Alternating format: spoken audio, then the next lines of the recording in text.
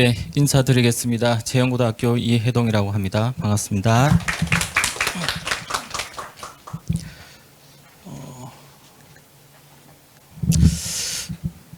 자, 오늘 방금 말씀하셨던 것처럼 네 번째 시간인 것 같습니다.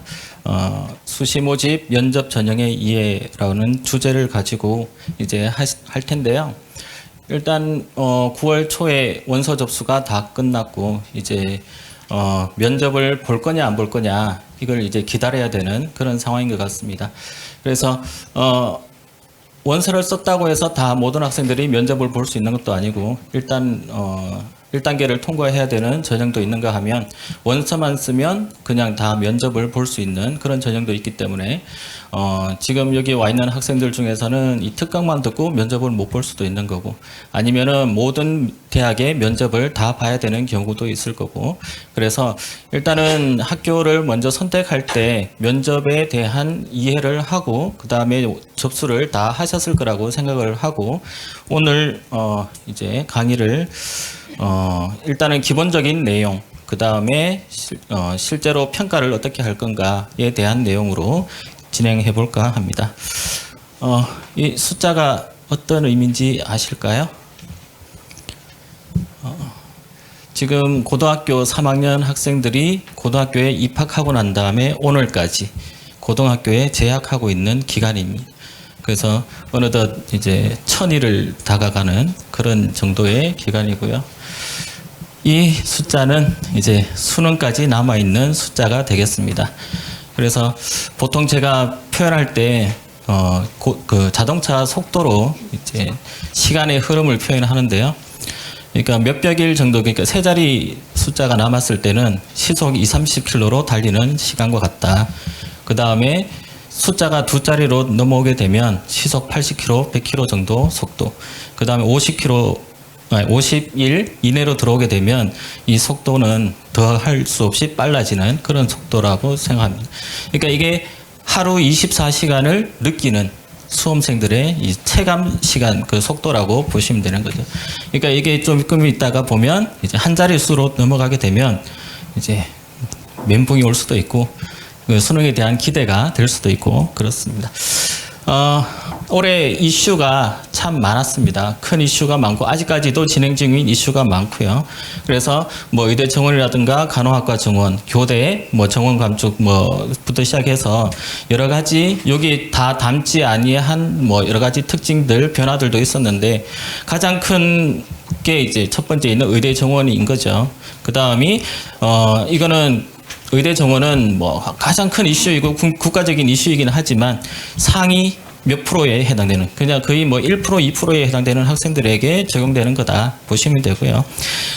이 학생들 중에 가장 전체적으로 영향을 받는 것은 5번에 있는 자율전공 선택제, 흔히 말해서 자유전공, 무전공이라고 하는 이게 가장 큰 영향력을 올해 미칠 거다. 그렇게 해서 뭐 예상을 했었고 실제로 여러 가지 뭐 대학마다 지금 원서 접수 받아본 결과가 다르게 나타나고 있습니다. 오늘 이야기할 게 이렇게 세 가지 주제를 가지고 한번 이야기해 볼까 하고요. 우리가 오늘 하게 되는 주제가 면접이죠. 면접. 그러니까 어떻게 보면 지금 앉아 계신 여러분들하고 저하고 만나는 것도 어떻게 보면 뭐 만남, 면접 뭐 이런 것을 있는데 어렵게 생각하면 이게 학생들은 이해를 못할 수도 있는데 부모님들 예를 들면 상견례라고 보시면 그 자리가 상당히 불편하고 음식 먹는 것도 되게 소화도 안 되고 그럴 거잖아요. 근데 만약에 소개팅이다 라고 하면 그러면 조금 더 이제 부담은 줄어들고 그 다음 소개팅 자리에 나갔다고 하면 그 상대방에 대한 궁금증이 상당히 많을 거죠. 그래서 이것도 물어보고 저것도 물어보고 이렇게 할 겁니다. 그래서 면접이라고 하는 것도 그렇게 보시면 될 것 같아요.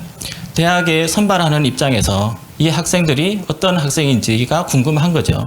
근데 그 궁금한 것을 1단계에서 서류로 일단은 평가를 해보고 실제로 이 학생들이 똑똑한 것 같은데 실제로 그런지 안 그런지, 그 다음에 학생이 생활을 어떻게 했는지, 그 다음에 학생이 어떤 생각을 가지고 고등학교 생활을 했는지, 그리고 어떤 생각을 가지고 우리 학과에 지원했는지에 대한 내용은 그 생활기록부에 담겨져 있지 않다 보니 그것을 통해서 면접을 통해서 그런 것들을 알아가고자 하는 그런 단계다라고 보시면 되겠습니다.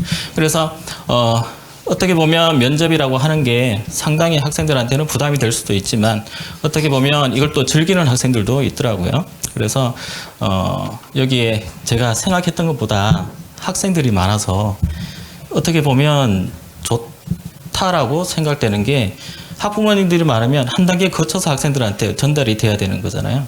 근데 학생들한테 다이렉트로 이렇게 이야기할 수 있는 게 참 좋은 것 같습니다. 그래서 학생들은 평가를 이따가 제가 뭐 또 설명을 그러니까 뭐 대학 이야기 나올 때 하겠지만 면접이 없는 전형을 조금 선호하죠. 그죠? 그래서 면접이라고 하는 게 상당한 부담이기 때문에 면접이 없는 전형과 있는 전형이 있다라고 한다면 없는 쪽으로 조금 선호하는 그런 경향도 있고, 그 다음에 일반적인 이야기지만 면접 전형으로 지원할 때는 서류 전형보다는 내가 성적이 조금 부족할 때 면접으로 어떻게 만회해보자 이런 의도로 이제 지원하는 경우가 많아서 어쨌든 다가오는 면접 전형에 대한 거를 이제 한번 볼 텐데요.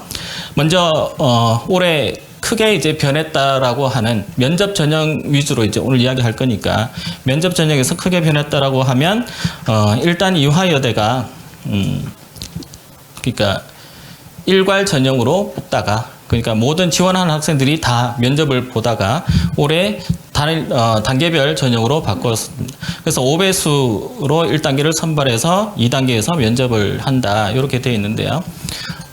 작년도 같은 경우는 올해 보게 되면 이화여대 그 지원하는 경쟁률을 보게 되면 이화여대에 있는 학과들 중에 한 절반 조금 넘는 학과가 경쟁률이 5대1이 작년보다 한 두세 개 학과 정도가 5대1이 넘었어요. 그래서 작년에 5대1이 넘지 않았던 학과들도 한 절반 가까이 되고 5대1이 넘었던 학과들도 절반 되는데 올해는 한 두세 개 학과 정도가 5대1을 넘는 그런 경쟁률을 가지고 있었습니다. 그러면 반대로 이야기하면 한 절반 정도 되는 학과는 이렇게 1단계, 2단계를 선발하지만 5대1이 안 되기 때문에 모든 학생들이 다 면접을 본다. 그렇게 보시면 되겠고요. 그 다음에 경인교대는 이거는 이야기를 해야 되나 말아야 되나 고민되는 게 이 면접이 어제 끝났어요. 그래서 월요일에 문제가 공개되고 어제까지 업로드가 되는 걸로 했기 때문에 그래서 어쨌든 경인교대도 바뀐 부분이 있고요. 그 다음에 연세대학교가 추천형에서 면접을 뺐다. 이런 겁니다. 그래서 연세대학교가 추천형에서 면접을 빼니까 어떻게 되냐 경쟁률이 조금 올라갔다. 그렇게 볼 수가 있습니다. 그 다음에 학생부 종합전형에서의 변화는 일단은 중앙대 같은 경우는 탐구형 인재와 융합형 인재 이 두 가지 전형이 있었는데 작년 같은 경우는 융합형 인재에서 선발을 면접을 봤죠. 탐구형에서는 보지 않고 그렇게 선발했는데 올해는 이 두 개의 전형이 바뀌었다. 그래서 탐구형에서 면접을 보고 융합형에서 면접을 보지 않는 이런 형태로 바뀌었다라고 이제 볼 수 있고요. 그 다음에 한양대가 올해 엄청난 이 전형에서의 변화를 줬습니다. 그래서 기존에 없던 최저도 걸고 그 다음에 면접형도 신설해서 기존까지는 서류만 보다가 이렇게 면접형 보는데 이 면접형은 사범대만 해당되기 때문에 다른 일반 학과는 뭐 해당이 안 되는 뭐 그런 거긴 하지만 한양대가 올해 전형을 딱 엄청나게 크게 변화시켰는데 한양대 입장에서는 되게 성공한 전형 변화다. 경쟁률이 작년에 비해서 엄청나게 많이 올라갔죠. 그래서 이 올라간 게 기존의 한양대 교과 전형 같은 경우도 1점대 극초반의 학생들이 이제 지원을 했다라고 하면 최저가 생김으로 인해서 컷이 좀 낮아질 거다. 그런 기대 때문에 많은 학생들이 지원을 한 것 같습니다. 그 다음에 면접 비율을 조정해서 시립대나 숭실대 같은 경우는 면접을 조금 더 이제 강화했다 보시면 되고, 그 다음에 연세대학교 같은 경우는 면접의 형태를 좀 변형을 했다. 기존에 이따가 예시를 들어서 보여드리겠지만 기존에 교과 중심이었다면 이제는 공통적인 내용으로 의사소통 능력을 주로 면접으로 본다. 이렇게 보시면 되고, 그 다음에 기존에 했던 고려대학교 학업우수 전형이 또 면접을 폐지하는 이런 상황에 이르렀습니다.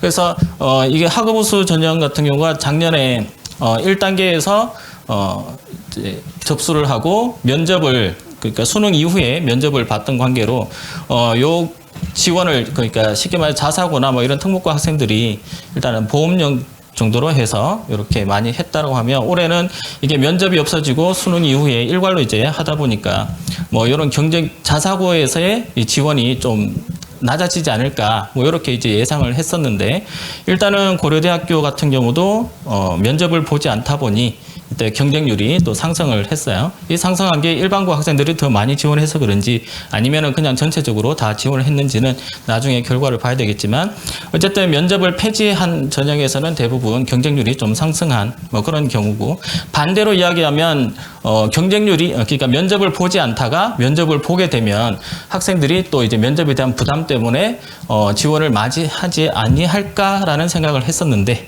또 그건 아니더라고요. 그래서 전체적으로 보면 서울의 상위권 대학이 경쟁률이 조금 올라간 그런 형태이기 때문에 면접이 있다가 없어져도 경쟁률이 올라갔고 면접이 없다가 생겨도 경쟁률이 올라가는 뭐 그런 현상이 나타났기 때문에 지금 1단계 통과하는 게 이제 가장 중요하고요. 그 다음에 뭐 수능 아까 말했지만 50일 남지 않은 수능일 준비하는 게 뭐 중요하다 그렇게 보시면 되겠습니다. 그 다음에 숙명여대 같은 경우는 작년에 자연계열 학생들은 면접을 보지 않고 서류 영문만 뽑고 그 다음에 인문계열 학생들은 면접을 보고 뽑았는데 올해는 자연계열, 인문계열 상관없이 그냥 면접형 자체가 없어지고 서류형 자체가 없어지고 면접형으로 다 통일해서 인문, 자연 상관없이 다 이제 선발하는 그러니까 면접으로 선발하는 그런 전형으로 바뀌었다는 거 이제 참고로 이제 이야기해 볼 수 있겠습니다. 면접을 크게 나누면 뭐 여러 가지 있는데요. 쉽게 말해서 서류를 보고 서류에 확인하는 면접이냐 아니면 어떤 제시문을 주고 그 제시문을 통해서 학생들의 역량을 평가하는 면접이냐 아니면 어떤 그냥 단순하게 인성을 묻는 면접이냐 거기에서 또 뭐 의대라든가 뭐 이런 의학계열에서 묻는 또 뭐 다중 미니 면접 뭐 인적성 면접 교대 마찬가지로 그러한 면접을 보느냐 이렇게 크게 나눌 수가 있을 겁니다. 이런 것들은 뭐 이미 학생들이나 학부모님들도 이전에 다 이미 인지하고 있는 부분이니까 그렇게 보시면 되고 그 다음에 면접 일정을 한번 보게 되면 모든 대학의 일정을 담은 게 아니라 그냥 일부만 이렇게 봤습니다. 그러니까 쉽게 말하면 수능 이전이냐 이후냐 이렇게 이제 보시면 되고요. 그 다음에 수능 이전에 보는 대학은 좀 수능 준비를 하면서 이 면접 준비도 같이 해야 되다 보니까 여기 면접에 대한 부담감이 조금 더 있을 거라고 생각됩니다. 그 다음에 10월에 보는 대학은 그나마 나은데 수능을 바로 일주일 앞두고 보는 고려대라든가 뭐 이런 데에 대한 준비는 조금 미리 선행이 돼야 되지 않을까 싶고요. 그 다음 대부분의 대학은 수능 이후에 보고요. 이렇게 보다가 이제 12월 7일까지 이제 면접이 진행된다라고 보시면 되겠습니다. 그 다음에 면접을 평가하는 요소는 대학마다 조금씩 다릅니다. 서류 평가도 대학마다 다르듯이 면접 평가도 대학마다 조금 다른데요. 일반적인 패턴은 학업 역량, 진로 역량, 공동체 역량 요 세 가지를 가지고 이제 평가를 하는 게 일반적이고요. 그래서 대부분 대학이 뭐 이렇게 이제 평가를 하고 있습니다. 그다음에 성신여대 같은 경우는 종합 전형이 2개인데 그 2개에 따라서 학업 역량을 많이 보느냐, 진로 역량을 많이 보느냐 이런 차이가 있다라고 보시면 되고 그다음에 명지대 같은 경우도 교과냐, 종합이냐에 따라서 이 면접에 평가하는 기준이 조금씩 다르다 보시면 돼요. 그래서 크게 보면 학업 역량, 진로 역량, 공동체 역량 이렇게 많이 보고요. 상위권 대학, 최상위권 대학으로 가면 학업 역량을 위주로 좀 이제 평가를 하는 경향이 있고 그 다음에 중하위권 대학은 진로 역량을 많이 보는 그런 경향이 있다라고 보시면 되죠. 그 다음에 앞에서 봤던 학업 역량, 진로 역량, 공동체 역량 이렇게 세 카테고리로 보지 않고 다양한 형태로 이제 보는 대학들이 좀 있죠. 그래서 뭐 분석력을 본다든가 아니면 자기 주도성을 본다든가 뭐 여러 가지 의사소통 능력 뭐 이런 것들을 보는 그래서 대학마다 평가 요소가 다르기 때문에 대학마다 면접을 준비하는 방식도 조금씩 이제 달라야 되고요. 그다음 면접에 뭐 예상 문제를 추출할 때도 이 형태가 조금씩 달라야 된다. 그래서 비슷한 전형 형태로 뽑는 대학을 지원을 했으면 크게 뭐 준비할 게 많지 않을 텐데 이 다양한 형태의 면접을 보는 학교에 원서를 쓰는 학생들은 그 각 대학마다 이렇게 평가 방식이 다르다 보니 요거를 이제 준비해야 되는 부담이 조금 더 있겠다라고 볼 수 있습니다. 그 다음에 면접 반영 비율을 보게 되면 대부분 대학이 면접을 30% 정도, 그러니까 1단계에서 70%의 성적을 가지고 오고 2단계에서 30%를 반영하는 게 일반적이고요. 그 다음에 뭐 30%보다 적게 반영하는 학교도 있고 30%보다 많이 반영하는 학교도 있고 뭐 요거는 이제 또 학교마다 이제 형태가 다 다르죠. 그래서 을지대 교과 같은 경우 의대 같은 경우는 5% 정도 반영하는 거고요. 나머지 뭐 이렇게 돼 있고 그다음에 최대 90%까지 면접을 반영하는 학교도 있다. 그래서 이 한양대 에리카 조기 취업행정학과 같은 경우는 쉽게 말하면 기업하고 연계가 되어 있기 때문에 기업의 인사 담당자들이 와서 또 실제 면접을 봐서 자기 회사에 데리고 갈 사람들을 이제 뽑는 거기 때문에 뭐 성적이라든가 이런 것도 중요하지만 우리 회사에서 일할 학생을 뽑아야 되기 때문에 이제 면접 비중이 상당히 높다. 그렇게 보시면 되겠습니다. 그래서 보통은 면접 비율이 30%가 많지만 30에서 50%가 대부분의 대학이 여기에 해당된다. 그래서 면접 비율이 높다라고 하면 그만큼 이제 부담이 크겠죠. 그러니까 1단계에서 서류로 뽑았기 때문에 우수성은 비슷하다. 그러면 실제로 우수한지 안 한지 요거를 이제 면접을 통해서 평가하겠다. 뭐 그렇게 보시면 되겠습니다. 그래서 연대에서 작년에 교과 전형에서 추천형을 보다가 이제 안 보는 이유도 추천형으로 해서 그걸 다 뽑았죠. 다 뽑았더니 별 성적의 차이가 없는 거예요. 면접을 받는 거랑 안 본 거랑. 그래서 올해 면접을 보지 않는 뭐 그런 경우가 있고, 그다음에 종합전형 같은 경우는 실제로 그 학생들이 그 활동을 제대로 한 건지 그냥 서류상에서 멋지게 보이는 건지 이런 것들을 판단하기 위해서 이제 면접을 보는 게 중앙대에서의 아까 탕구형과 연대에서의 활동 우수다. 이렇게 볼 수도 있겠습니다. 자, 그다음에 면접 시간은 이게 또 대학마다 다 다르죠. 그러니까 여기에 없는 숫자가 하나 있죠. 그죠? 그래서 면접을 짧게 보는 학교 같은 경우는 뭐 2분, 3분 요 안에서 이제 대부분 결정되는 것도 있고요. 그다음에 60분 동안 보는 것들은 대부분 이제 의대 같은 경우는 좀 뭐 다중 미니 면접해서 방 몇 개를 해서 이렇게 10분씩 이렇게 보다 보니 면접 시간이 좀 긴 경우도 있고. 그래서 대부분은 10분입니다. 그죠? 이 10분 동안 학생들의 역량을 이제 평가를 해야 되는 거죠. 그러다 보니까 이 10분 동안 생각해 보면 면접 문제가 많이 나올 것 같지는 않죠. 그래서 보통 한 6문제, 7문제 요 전후로 나오니까 학생들이 연습할 때는 6개, 7개만 하면 안 되겠죠. 그죠? 수백 개의 면접 문항을 이제 가지고 그 중에서 어느 게 나올지 모르는 거예요. 그래서 그 면접 후기를 보게 되면 이런 이야기 나와요. 이게 중요할 것 같아서 엄청나게 준비했는데 그리고 별로 중요하지 않을 것 같아서 별로 이렇게 관심 안 뒀던 그 부분만 집중적으로 물은 경우도 있고요. 그래서 자기가 준비해 간 것을 이제 물어가지고 이제 질문을 하니까 대답을 잘한 경우도 있고, 그 다음에 자기가 예상했던 질문인데 그 질문에 긴장을 하는 바람에 못 해가지고 다시 하면 잘할 수 있겠다. 이렇게 후기를 적는 학생들도 있고 그렇습니다. 그래서 일단은 이 10분 동안 나의 모든 역량을 다 보여줄 수 있으려면 그 안에 들어가서 이제 좀 긴장하면 그게 좀 덜 할 거고요. 그 다음에 면접관이 어떤 질문을 하는지도 잘 이해를 해야 제대로 된 대답을 할 수 있는데 긴장하면 그게 또 잘 안 될 수도 있다 보니까 연습을 많이 해야 되는 그런 또 이제 준비성도 필요하겠죠. 자, 그 다음에 이제는 대학별로 어떻게 이제 평가를 할 거냐인데요. 15개 대학에 있는 전형들을, 그러니까 주요한 전형들만 이렇게 뽑아보면 15개 대학이면 홍익대까지, 건동 홍수까지의 전형이 이 정도 되고요. 전국 단위로 따지게 되면 전형이 엄청나게 많겠죠. 그 중에서 학생부 종합전형이 서울의 15개 대학은 대부분을 차지하고 있다라고 보시면 되고, 이 중에서 면접을 보는 전형은 이 정도다. 그러니까 교과 전형에서 면접을 보는 학교는 이화여대 여기 하나 정도 있는 거고요. 그 다음에 나머지 대학도 이제 면접을 보는 전형이 이 정도 있는데, 요거는 15개 대학까지 이렇고, 그 서울에 있는 대학까지로 보게 된다면 요 정도, 아니죠? 요 정도 명지대학교까지 들어가고, 그 다음에 조금 더 대부분의 면접은 종합전형에서 본다라고 보시면 되고, 그 다음에 경기권까지 가게 되면 교과 전형에서도 면접을 많이 보는 거죠. 그래서 서울에 있는 대학보다는 경기도에 있는 대학들, 뭐 이런 대학들에서 면접을 통해서 교과 전형에서도 많이 선발을 한다라고 보시면 되겠습니다.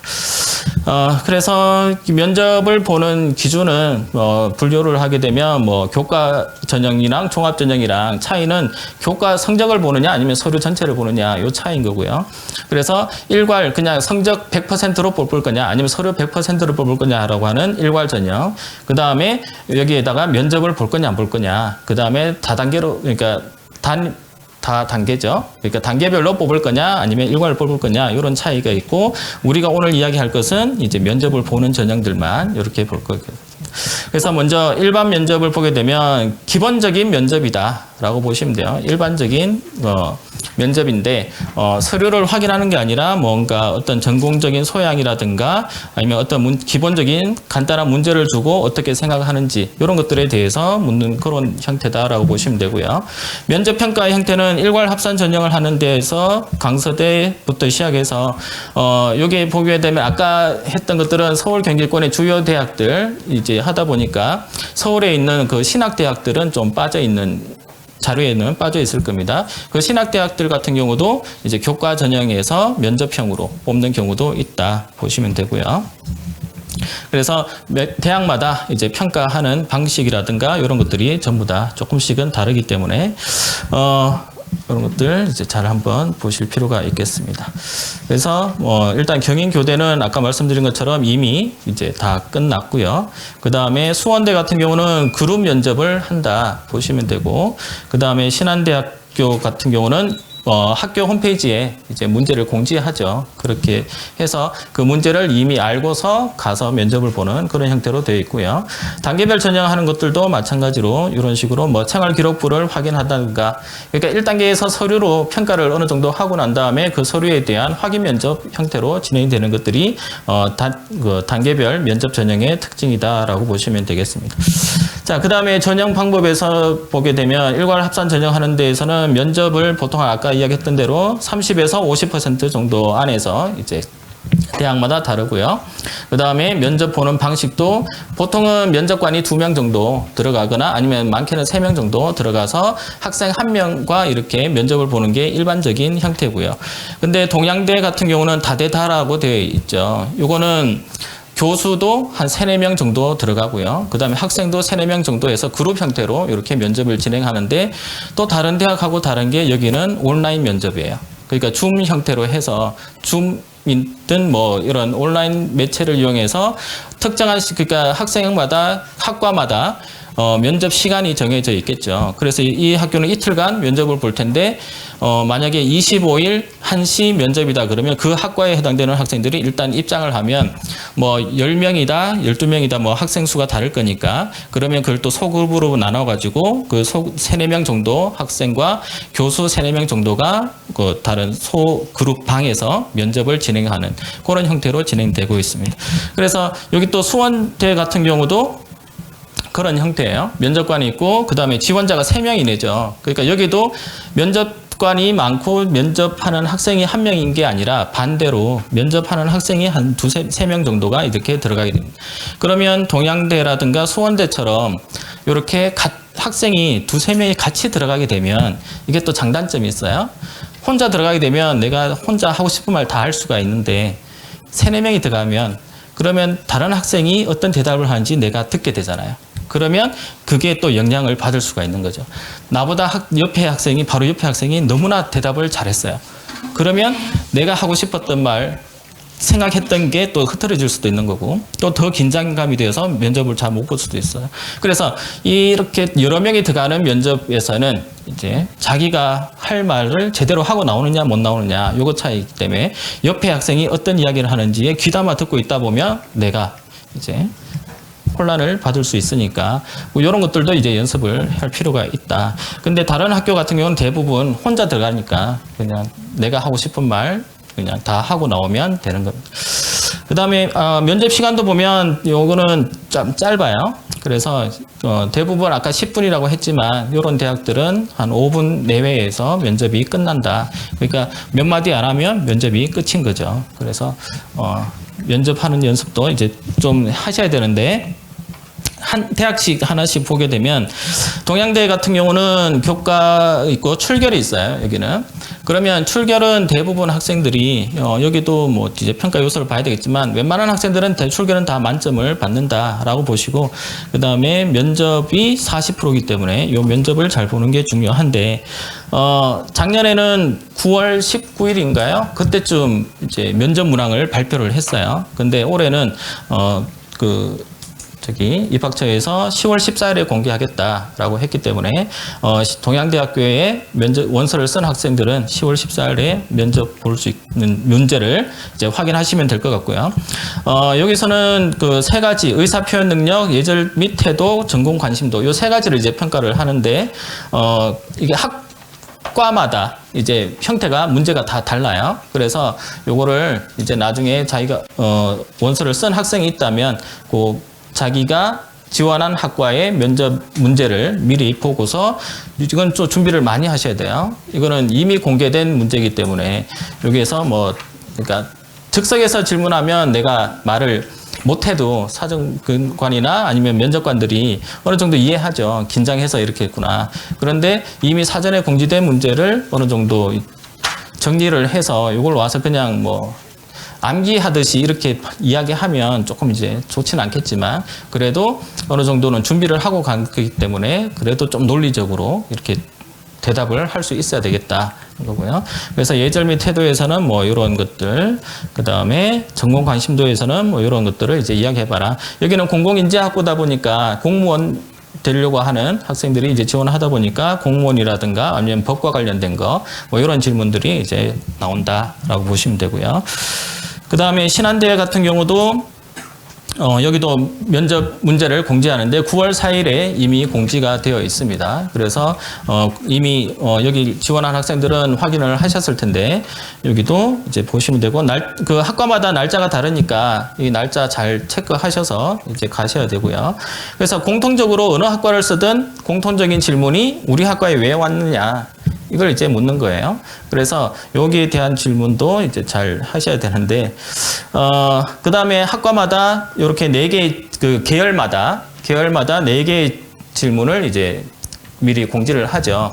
그러고 난 다음에 실제로 가게 되면 여기 있는 4개 중에서 이제 모든 걸 다 묻지는 않고 이 중에서 문제를 묻는데, 예전에 어느 학교에서 요 신한대학교 원서를 쓴 학생들이 한 2명 정도 있어서 얘네들 면접을 이제 모의 면접을 하다 보니까 학생들이 특히 그때는 남학생 둘이었는데 대답을 잘 못하더라고요. 그러니까 남학생들의 특징이 그러니까 논리적으로 글을 써서 이렇게 표현하는 게 좀 부족하다 보니까 그러니까 여학생들에 비해서는 조금 면접에서 준비를 많이 하셔야 돼요. 그래서 여학생들은 가장 큰 단점은 뭐냐면 운다라는 거. 여학생은 울지만 않으면 돼요. 그 다음에 남학생들은 다리 떨거나 평상시 하는 행동들 있죠. 자기도 모르게 친구들 사이에 하던 행동들 이런 것들을 이제 안 하면 되는데 다리 떤다든가 아니면 머리 이렇게 끓는다든가 이런 것들만 안 하면 웬만하면 면접 태도에서는 크게 이제 문제가 되질 않을 것 같은데 여학생들은 그렇더라고요. 보통 면접 준비를 빨리 하는 학교들은 한 여름 방학 때쯤에 원서도 쓰기 전에 이미 면접을 이렇게 하는 학교도 있어요. 그런 학때 가게 되면 올해도 그 지방에 그 학교에 모의 면접을 하러 갔다 왔는데 8월에 갔다 왔거든요. 8월에 갔다 왔는데 그러면 학생들도 어느 학교를 쓸지 확정되지 않은 상태에서 그 다음에 생활기록부가 어떤 내용이 있는지도 정확하게 다 모르는 상태에서 그 다음에 생활기록부를 한번 다 훑어보면서 준비도 안 된 상태에서 그냥 면접을 시작을 했어요. 그러다 보니까 질문을 했을 때 대답을 못하는 학생들도 있고 제가 그날 4명을 했었는데요. 그중에 2명이 울고 갔거든요. 그러니까 그때는 이해가 돼요. 왜냐하면 아직까지 아무것도 준비 안 된 상태니까. 그런데 10월, 11월 요때 모의 면접을 하는 학생들은 이제 충분히 준비가 된 상태에서 가야 되는 거죠. 그때 대해서 대답 못하고 생각 안 난다, 기억 안 난다, 거기에 대해서는 잘 모르겠다 이런 대답을 하게 되면 그래도 괜찮아요. 본 면접이 아니니까. 그죠? 그래서 그래도 지금 보니까 10월 12일에 여기 또 모의 면접을 한다고 되어 있던데요. 그때는 완벽하게 준비를 하셔서 이렇게 해보면 면접은 많이 할수록 늘어요. 그리고 많이 할수록 내가 뭐가 부족한지 알기 때문에 그걸 또 채울 수도 있기 때문에 그런 것들을 이제 연습을 많이 하셔야 돼요. 자, 그래서 신한대는 뭐 이렇게 자연계열에서는 이런 것들이 있고요. 그 다음에 인문계열에서도 이런 것들이 있다. 그래서 각 계열에 맞게끔 자기가 희망하는 그 전공에 필요한 면접 준비를 하셔야 됩니다. 그 다음에 대진대 같은 경우는 8월 23일에 좀 일찍 했죠. 23일에 문제를 공개를 했습니다. 여기서도 이제 공통 질문이 우리 학과에 왜 지원했느냐. 이런 거예요. 서울에 있는 상위권, 최상위권 대학은 우리 학교에 왜 지원했느냐 물어볼 필요가 없어요. 누구나 가고 싶어하는 학교니까. 그런데 지방에 있다든가 아니면 인지도가 좀 떨어지는 학교 같은 경우는 이 학생이 우리 학교로 올까 안 올까를 이제 평가를 해야 되는 거예요. 이 학생이 우수하냐 안 하냐가 아니라 이 학생이 우리 학교에 올 것이냐 안 올 것인지를 평가해야 되기 때문에 면접을 보면 이 학생이 올 것 같은지 안 올 것 같은지가 어느 정도 이제 보이기도 한데요. 그래서 이게 웬만하면 이런 대학들이 면접을 보는 이유가 학생들이 일단 학교를 한번 가봐야 그 다음에 그 학교에 대해서 또 관심도 생기고 그 다음에 그런 면접을 통해서 이 학생이 올 건지 안 올 건지를 어느 정도 예측, 그러니까 뭐 신이 아니기 때문에 정확하게 맞추지는 못하지만 그래도 올 것 같은 그런 뉘앙스를 보이게 되면 그래도 좀 좋은 점수를 줄 수도 있을 것 같고 뭐 그렇기 때문에 면접을 보는데, 그래서 우리 학과에 왜 지원하게 되는지를 이제 물어보는 거죠. 그 다음에 우리 학과가 아니라 또 우리 학교에 또 왜 오고 싶어 하는지도 이제 물어볼 수도 있는 거고요. 그 다음에 대진대는 3개 문항을 이렇게 공개를 했는데 이 중에서 하나가 그날 랜덤으로 추첨이 되기 때문에 3개 다 준비해야 돼요. 신한대도 4개도 다 준비해야 되지만 여기 대진대도 3개의 문제를 다 준비를 해야 돼요. 근데 여기 보시면 1번 문항에 질문이 챗GPT에 관련된 질문이에요. 인문 사회 계열인데 챗GPT에 관련된 내용으로 되어 있고요.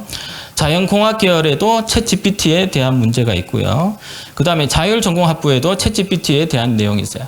이 챗GPT가 작년부터 좀 이슈가 되기도 했고, 그래서 요즘에 학생들 보면 보고서 쓰라 그러면 GPT한테 이제 맡기더라고요. 그래서 근데 참 신기한 게 걔네들한테 맡겨서 보고서를 만든 건지 학생들이 잘 알아요. 그러다 보니까 발표하라 그러면 PPT 탁 뜨잖아요. 그러면 누가 만들었는지, 학생이 했는지, 기계가 했는지 이제 학생들이 잘 알아서 그래서 평가할 때도 좀 편리하고. 그런데 어쨌든 최근에 이슈 같은 것들, 이런 것들에 대한 내용들, 그 다음에 뭐 의학 계열 같으면 보건의료 계열 같으면 뭐 의대 이슈라든가 뭐 이런 것들이 또 문제로 나올 수도 있는 거고. 그래서 기본적으로 이 대학에서는 챗GPT에 관련된 기본적인 내용들을 자율전공이냐 인문이냐 자연이냐에 따라서 이제 좀 준비를 해 가셔야 되고요. 그래서 이것도 마찬가지 3개의 질문을 다 주는 거기 때문에 충분한 준비를 할 시간이 있죠. 이미 8월에 원서 쓰기 전에 벌써 공개가 되어 있으니까. 그래서 대진대를 원서를 쓴 학생들은 이제 이 문제를 확인하고 준비를 하시면 되겠습니다. 그 다음에 중부대학 같은 경우는 공개 질문과 비공개 질문이 있다는 거예요. 그래서 학과 관련 질문도 이제 하게 되고, 여기는 아직까지 그 발표를 안 했더라고요. 그래서 나중에 10월 12일에 작년에 발표했으니까 아마 올해도 이때 전후해서 발표할 것 같습니다. 그래서 예를 들면 경찰경호학부 같은 경우는 공개 문제가 이런 식으로 2가지가 있고요. 그 다음에 항공관광학부 같은 경우도 2가지 형태의 질문이 공개되고 있습니다. 그 다음에 공개되지 아니하는 비공개 질문이 이렇게 학과에서 면접을 보는 가운데서 이제 질문이 나오는 거죠. 그러면 이 학과에 대한 관심이라든가 어떤 정보가 없는 상태에서 여기가 이렇게 되면 여기에 있는 질문에 대한 답을 하기가 조금 어려울 수도 있어요. 그러다 보니까 본인이 희망하는 학과 에 관련된 이런 자료들은 충분히 시사적인 이슈라든가 뭐 이런 것들은 충분히 준비를 해서 가면 좋을 것 같다라는 생각이 들고요. 그 다음에 항공서비스학 같은 경우도 4개의 비공개 문항이 있었는데 뭐 승무원이 됐을 때 그 다음에 뭐 여러 가지 뭐 주말에 어떤 그 의견 묻는 거 뭐 이런 것들 해서 항공과 관련된 문제 위주로 이렇게 편성이 되어 있다라고 보시면 되죠.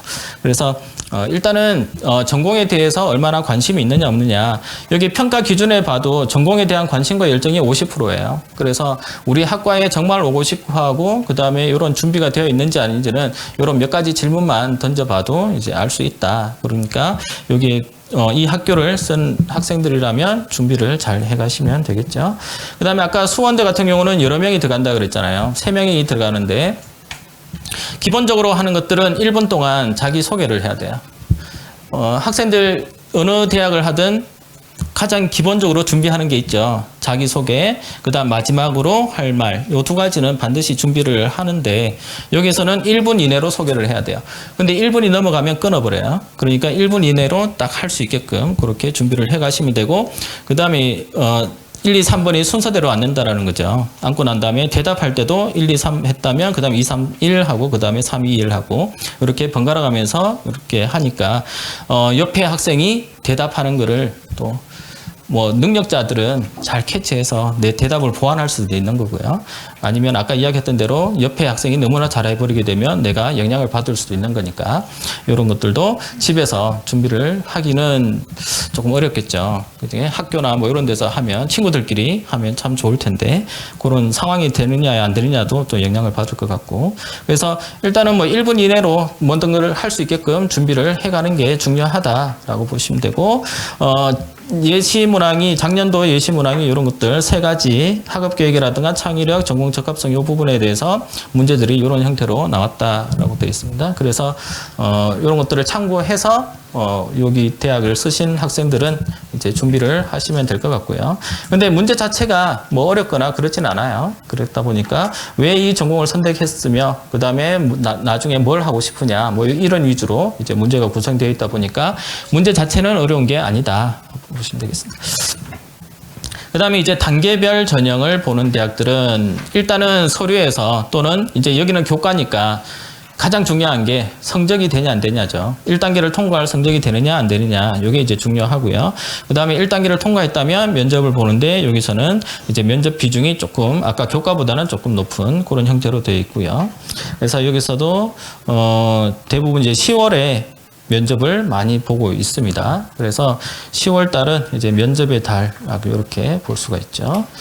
그 다음에 여기 가천대 지역균형 같은 경우는 올해 가장 큰 이슈 중에 또 하나이기도 합니다.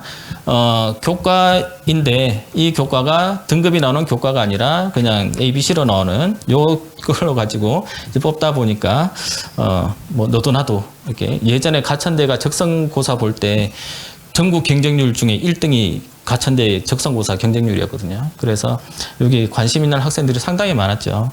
그래서 B가 있으면 원서를 써야 될 거냐 말아야 될 거냐 이거에 대한 고민이 제일 많았던 거예요. 그래서 B가 하나 있어도 될 학과가 있고 B가 하나라도 있으면 안 되는 학과도 있고 그럴 텐데 이거는 뚜껑을 열어봐야 알 텐데 어쨌든 이 지역균형 같은 경우는 7배수다 보니까 경쟁률이 7대 1이 안 되면 땡큐인데 7대 1이 넘어가면 이제 긴장을 해야 되는 상황이 생기는 거죠. 그래서 A 과목이 최대한 많이 들었으면 유리한 그런 형태이기 때문에 내가 그러니까 진로 과목을 몇 과목 들었는지 다른 학생들이 얼마큼 들었는지도 모르는 상태에서 이제 지원을 하는 거잖아요. 그래서 요거는 좀 올해 결과를 한번 기대해 보고 있는 그런 전형 중에 하나입니다. 그 다음에 교과 전형 중에서 유일하게 서울에서 면접을 보고 있는 아까 뭐 저기 명지대도 있는데 이화여대가 면접을 보죠. 여기는 5분 면접이에요. 그러니까 5분 면접인데 학업 준비도 자기주도 탐구 역량 여기 있는 4가지 요소를 다 이제 5분 동안 평가를 하겠다라는 거예요. 그래서 여기는 면접 질문 자체가 뭐 2가지, 3가지가 나올 수도 있지만 하나의 질문에 대해서 꼬리 질문이 들어가서 문제 하나로 끝날 수도 있어요. 그래서 문제 하나 오고 거기에 대한 꼬리 질문 하다 보면 뭐 한두 개에서 그냥 끝나버릴 수도 있고 아니면은 그냥 꼬리 질문이 많지 않으면 뭐 한 서너 개 정도 이렇게 면접을 볼 수 있는 그런 정도이다 보니까 짧은 시간에 그냥 훅 지나가는 그런 면접이다 보시면 되겠고요. 이화여대에서 이제 공개한 자료를 보게 되면 뭐 이런 학업 역량 쪽에서는 물리에서 뭐 이런 수업을 들었는데 여기에 대한 개념에 대해서 이야기해라라고 하죠. 그러면 개념을 이야기하면 이제 여기에 대한 또 추가 질문 이렇게 들어가는 형태입니다. 이런 거 있어요. 그 학생들의 경우 뭐 이런 거 있죠. 발표하라고 하면 아니면 보고서를 내라고 하면 특히 과학 쪽에서 그런 게 경우가 많은데 되게 멋있는 거 해요. 그러니까 고등학교 2학년에서 뭐 원 수준이 아니라 이게 투 수준까지 가면 그나마 괜찮은데요. 이게 어느 정도 가면 뭐 대학 과정까지 아주 멋있게 뭐 있어 보이기 위해서 이런 걸 해요. 그러면 생활기록부에는 어차피 발표를 했으니까 그걸 뭐 어느 정도 이해를 했는지 안 했는지 모르지만 평가가 돼서 기록이 될 거잖아요. 그러면 기록이 되고 그러면 대학 입장에서 보면 서류를 봤을 때 얘가 이것도 했어? 그러면 어떻게든 그 내용을 보고 그걸 했다고 해서 뽑지는 않겠지만 실제로 얘가 알고 했는지 아니면은 모르고 그냥 했는지에 대한 의문은 있다. 그러면 그걸 이제 평가를 하겠죠. 질문을 통해서. 그러면 뭐 운이 좋아서 면접까지 갔어요. 그러면 면접에 가서 그 내용에 대해서 질문을 할 거라는 걸 예상하고 있기 때문에 거기에 대한 답변은 충분히 준비하고 가는 거죠. 그래서 여기에 대해서 뭔가 질문하면 학생들이 자신감 있게 이야기를 해요. 그런데 여기에서 추가 질문이 들어갈 때 어떤 것들이 있느냐 하면 그 발표한 내용이 고등학교 교과 과정에서 원이든 투든 2학년 때 했으면 원 과정에서 물을 거고요. 3학년 때 했으면 투 과정에 대해서 물을 건데 원 교과에서 어느 개념하고 연결되는 부분이 있느냐 이렇게 질문을 해요. 그러면 학생은 거기에 대해서는 생각을 잘 안 해보거든요. 그러면 뭐 기억이 나서 거기에 대해서 대답을 했다고 치면 그러면 그 개념에 대해서 설명해 보라고 이야기해요. 그러면 거기서 애들이 대부분 또 막히는 경우가 있죠. 그러니까 자기가 준비를 해간 것은 쉽든 어렵든 어느 정도 대답을 할 수 있지만 그 생각을 못했던 것들이 들어오는데 이 생각을 못했던 것 중에서 뭐 좀 더 심화된 내용을 물었을 때 대답을 못하면 그란도 괜찮은데요. 가장 기본적인 교과 개념에 대해서 물었는데 이 개념을 모른다고 하면 그러니까 기본이 안 되어 있는데 엄청나게 멋있어 보이고 있어 보이고 좀 더 수준 높은 걸 했다라는 거잖아요. 그러니까 또 이거는 대학 입장에서 봤을 때는 좀 받아들이기가 어려울 수도 있겠다. 그래서 학생들 혹시나 여기서 그러한 것들이 있다라고 하면 그 교과에서 그 꼭 과학뿐만 아니라 다른 교과도 마찬가지입니다. 그 교과에서 어떤 개념하고 연결되는지 그 개념은 어떻게 이제 이해를 하고 있는지에 대해서도 준비를 해 가셔야 면접에서 이런 추가 질문이 나왔을 때 그때는 좀 대답을 잘 할 수 있을 것 같습니다. 그 다음에 뭐 주도적 탐구 역량에서도 뭐 이런 거죠. 수업 시간에 뭘 했는데 여기를 했다면 어떤 내용이 있는지, 그 다음에 우리나라 학교에 적용해보고 싶은 공간이 있느냐, 이런 것들은 학생들이 또 생각을 안 해보죠. 왜냐하면 자기가 발표한 것들만 이제 위주로 하다 보니까 다른 곳에 적용할 수 있는 경우가 어떤 것들이 있느냐, 이런 것들도 어느 정도 생각을 좀 해서 준비를 해갈 필요가 있겠다. 이거는 지금 이화여대에 한정된 게 아니라 모든 대학에, 특히나 좀 상위권 대학은 뭐 이런 추가 질문이 좀 들어올 수도 있어요.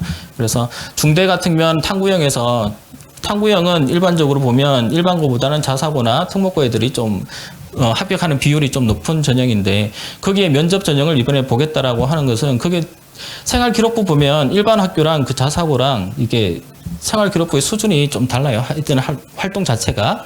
그러면 저희 학교도 보면 생활기록부를 올해 제가 처음 봤거든요. 우리 학교의 것들을. 담임이면 그 학년만 보이잖아요. 자기 반 애들 것만. 근데 전체를 다 이제 본 경우가 올해 처음 봤는데 상당히 좋더라고요. 그러면 그 좋은데, 왜냐하면 활동을 엄청나게 많이 하니까요. 근데 그것이 실제로 이런 대학에서 특별한 이런 전형에서 이걸 면접에서 대답을 잘 할 수 있느냐 없느냐, 여기에 따라서 그 전체적인 생활기록부가 좋다고 하더라도 실제로 이 학생이 이해를 하고 있는지 아닌지에 따라서 이제 평가가 달라지다 보니까 뭐 이런 것들 좀 상위권 대학의 종합전형을 쓴 학생들은 이런 교과 개념이라든가 이런 것들 또 잘 준비를 해서 가야 추가 질문이라든가 심화 질문이 나왔을 때 또 당황하지 않고 대답을 할 수 있을 것 같습니다. 그 다음에 공적인 자리는 아니지만 뭐 이렇게 해서 인성이라든가 발전 가능성 이런 것들도 이제 볼 건데, 이거죠. 경험은 대학 입학 후에 본인의 역량으로 어떤 역량으로 발휘될 수 있을 거냐. 고등학교 때는 그렇게 했는데 대학에 와서는 이게 어떻게 쓰일 거냐. 이런 것들도 이제 생각을 해봤느냐 안 해봤느냐. 이런 것들을 이제 질문을 한다는 거예요. 그래서 많이 피곤한가 본데요. 자, 대학이 이런 거 있어요. 우리 학과에 왔을 때 어떤 과목을 공부하고 싶은지 세 과목만 이야기해봐라. 이런 것들도 질문이 작년에 이대에서 있었어요. 그러면 우리 학과에 왔을 때 어떤 과목을 공부하고 싶은지 세 과목을 이해하라고 했을 때 과목명만 이야기하면 안 될 거잖아요. 왜 그 과목을 하고 싶은지 공부하고 싶은지에 대한 설명도 해야 돼요. 그러면 거기에 있는 교육 과정이라든가 어떤 과목을 배우는지도 어느 정도는 파악을 하고 그 다음에 내가 대학을 가는 게 대학이 목적이 아닌 거잖아요. 취업이 목적인 거잖아요. 내가 어떤 직장을 가기 위해서 어떤 직업을 갖기 위해서 대학은 거기를 가기 위한 도구로서 이제 사용되다 보니까 그러면 이 대학을 졸업하고 난 다음에 뭐 할 거냐. 특히 뭐 컴퓨터와 관련된 학과에서는 창업을 할 거냐 아니면 취업을 할 거냐 뭐 이런 질문들도 이제 대학 면접에서 진행을 하기도 하고 그래요. 그러다 보니까 그 학과 전반적인 내용들도 어느 정도는 이해를 하고 있으면 도움이 될 것 같습니다. 그 다음에 단계별 전형에서 한 대학에서 면접 전형이 교과 전형도 있고 그 다음에 종합 전형도 있는 대학이 서울에서는 명지대학교인데요. 이화여대 같은 경우는 교과 전형에서만 면접이 있고 종합 전형에서는 면접이 없어요. 근데 내년이 되면 또 이화여대는 또 바뀌어요. 종합에서 면접을 하고 교과에서 면접을 폐지하고 뭐 이렇게 되는데 어쨌든 지금 교과랑 종합이랑 면접을 다 보는 학교가 서울에서 명지대학교입니다. 그러면 얘네들이 이제 차이는 수능 이전에 보느냐 이후에 보느냐 그 다음에 평가 방식이 교과냐 서류냐 다르고 면접관도 다르고요. 면접 보는 시간도 다르고 그 다음 평가 항목도 다르고요. 그 다음에 평가 방식도 다르고요. 뭐 여러 가지가 이제 어쨌든 전형 자체가 다르니까 이제 다른 거죠. 어쨌든 교과는 기본적인 성적이 이제 중요한 전형인 거고 그 다음에 종합은 활동이라든가 아니면 전공에 대한 이해도 이런 것들이 이제 중요한 거다 보니까 이제 평가 요소가 조금 다른데 평가 항목은 작년이랑 올해랑 또 바뀌었어요. 그래서 작년에 교과에서 인성, 전공 적합성, 발전 가능성을 봤다라고 하면 올해는 의사소통 능력이 이제 여기에 들어오는 거고요. 그 다음에 명지인재에서 의사소통 능력이 있었는데 이게 이제 발전 가능성으로 바뀌었습니다. 그래서 평가 요소가 작년이랑 올해랑 바뀌었기 때문에 뭐 이렇게 질문 자체도 조금씩 다를 수도 있겠죠. 그래서 교과는 기본적인 학업 역량을 이제 평가하겠다. 그 다음에 종합은 잠재력 우리 학과에 왔을 때 잘 발전해서 좋은 그게 졸업생으로 나갈 수 있는 학생인지 아닌지 이런 것들을 이제 보겠다라는 거죠. 그래서 명지대 같은 경우는 또 면접 기초 자료라는 게 있어요.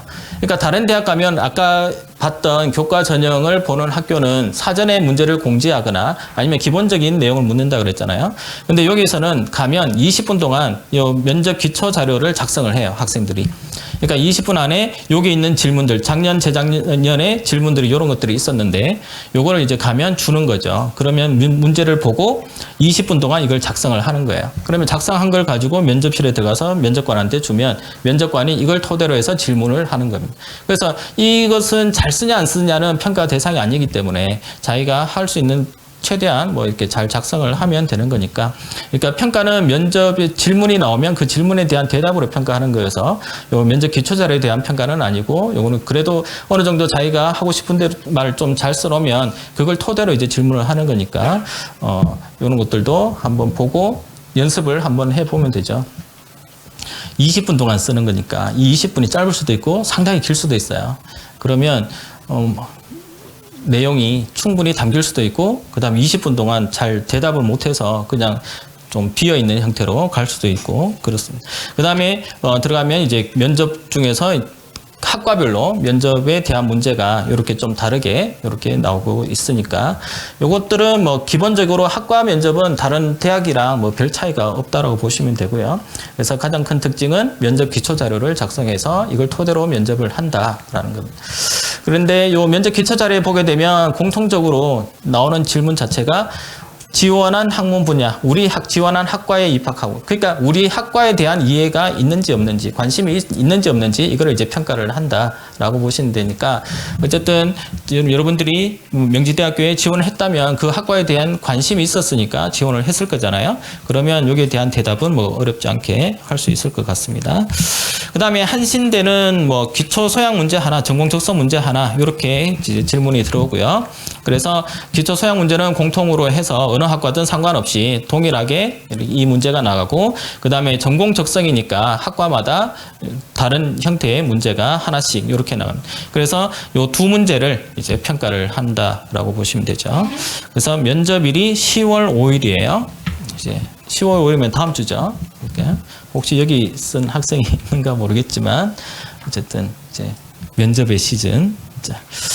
자, 이제 서류 기반 면접입니다. 대부분의 전형이 서류 기반 면접이다. 그러니까 우리나라에서 보는 면접 전형의 거의 대부분이 이 서류 기반 면접으로 진행된다라고 보시면 되고, 이거는 뭐 대부분의 학생들이 다 해당되는 거니까 내가 어느 학교를 쓰느냐가 중요한 게 아니라 서류 전형은 저런 식으로 이제 면접을 보는구나 보시면 되겠습니다.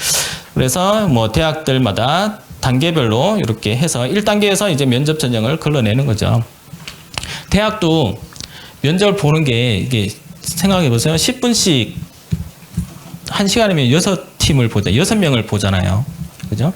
근데 선발에는 10명을 선발을 해야 되는데 5배수다. 그러면 50명을 선발해야 되죠. 그럼 몇 시간 동안 이제 면접을 봐야 되느냐. 이런 게 있어요. 그러다 보니까 면접을 보는 이 배수 자체를 크게 이렇게 늘리기는 쉽지 않다. 그래서 보통 한 3배수 정도를 이제 보는 게 일반적인 거고요. 그 다음에 성균관대 과학인재는 이거는 7배수라고 되어 있습니다. 7배수인데 이거는 뭐 7배수를 하든 10배수를 하든 상관이 없는 게 이거는 대면 면접이 아니기 때문에 이게 비대면 면접이거든요. 그러다 보니까 나중에 그 면접관들이 그 영상을 보고 이렇게 평가를 하니까 자기가 시간 될 때 가서 평가하면 되니까 그렇게 힘들진 않아서 7배수까지 이렇게 해도 뭐 상관없지만, 다른 일반적으로 대면 면접 같은 경우는 3배수를 넘어가게 되면 교수도 힘들고 뭐 모든 사람들이 힘듭니다. 교수나 사정관들은 계속 뭐 이야기를 듣고 말하고 평가를 해야 되니까 이 평가한다는 것 자체도 쉽지 않아요. 평가 요소가 뭐 여러 가지가 평가 요소도 있고 평가 척도도 5단계에서 7단계 뭐 이렇게 평가를 하는데, 이 학생이 대답한 게 뭐 쉽게 말해서 ABCD로 하면 B 정도 되는지 C 정도 되는지 이것도 애매할 때가 있거든요. 그래서 엄청난 이 스트레스가 되는 게 면접이기 때문에. 근데 또 학생의 입장에서 보면 번호가 1번이면 땡큐죠. 가서 면접 보고 그냥 빨리 끝내면 되는데, 끝번이면 이게 3시간, 4시간을 기다려야 돼요. 낯선 공간에서, 쉽게 말하면 여기가 면접 대기실이라고 보면 처음에 학생들이 이만큼 있었겠죠. 한 명씩 나가요. 근데 3시간, 4시간 동안 자기는 계속 있어야 돼요. 그런 상태에서 한 명 나오고 내가 꼴찌니까 제일 마지막까지 남아있으면 학생도 지쳐요. 그러다 보니까 면접 배수가 이렇게 많이 할 수 없는 그런 물리적인 거, 그 다음에 오늘 면접하고 내일 면접하고 하면 이게 또 안 되니까 당일에 다 끝내야 되거든요. 그래서 면접은 어쨌든 3배수 정도가 보통 일반적이다.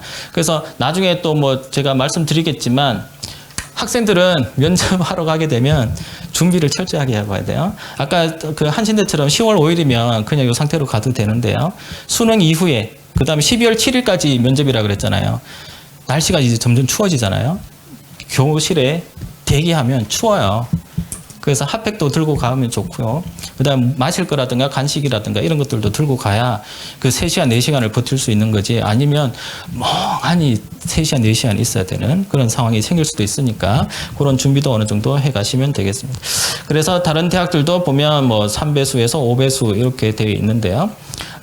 이렇게 보시면 돼요. 그러니까 좀, 교과나 종합에서 이게 회전율, 그러니까 충원율이 크게 나는 학과는 어쨌든 펑크가 나면 안 되니까 면접 비율을, 배수를 조금 더 늘려서라도 이렇게 평가를 해야 되는 그런 상황이 있다 보시면 되죠. 면접 시간은 아까 보통 평균 10분이라고 그랬죠. 그래서 10분 동안 이제 면접을 하는데 여기 있는 평가 요소에 따라서 면접이 진행되는 거고요.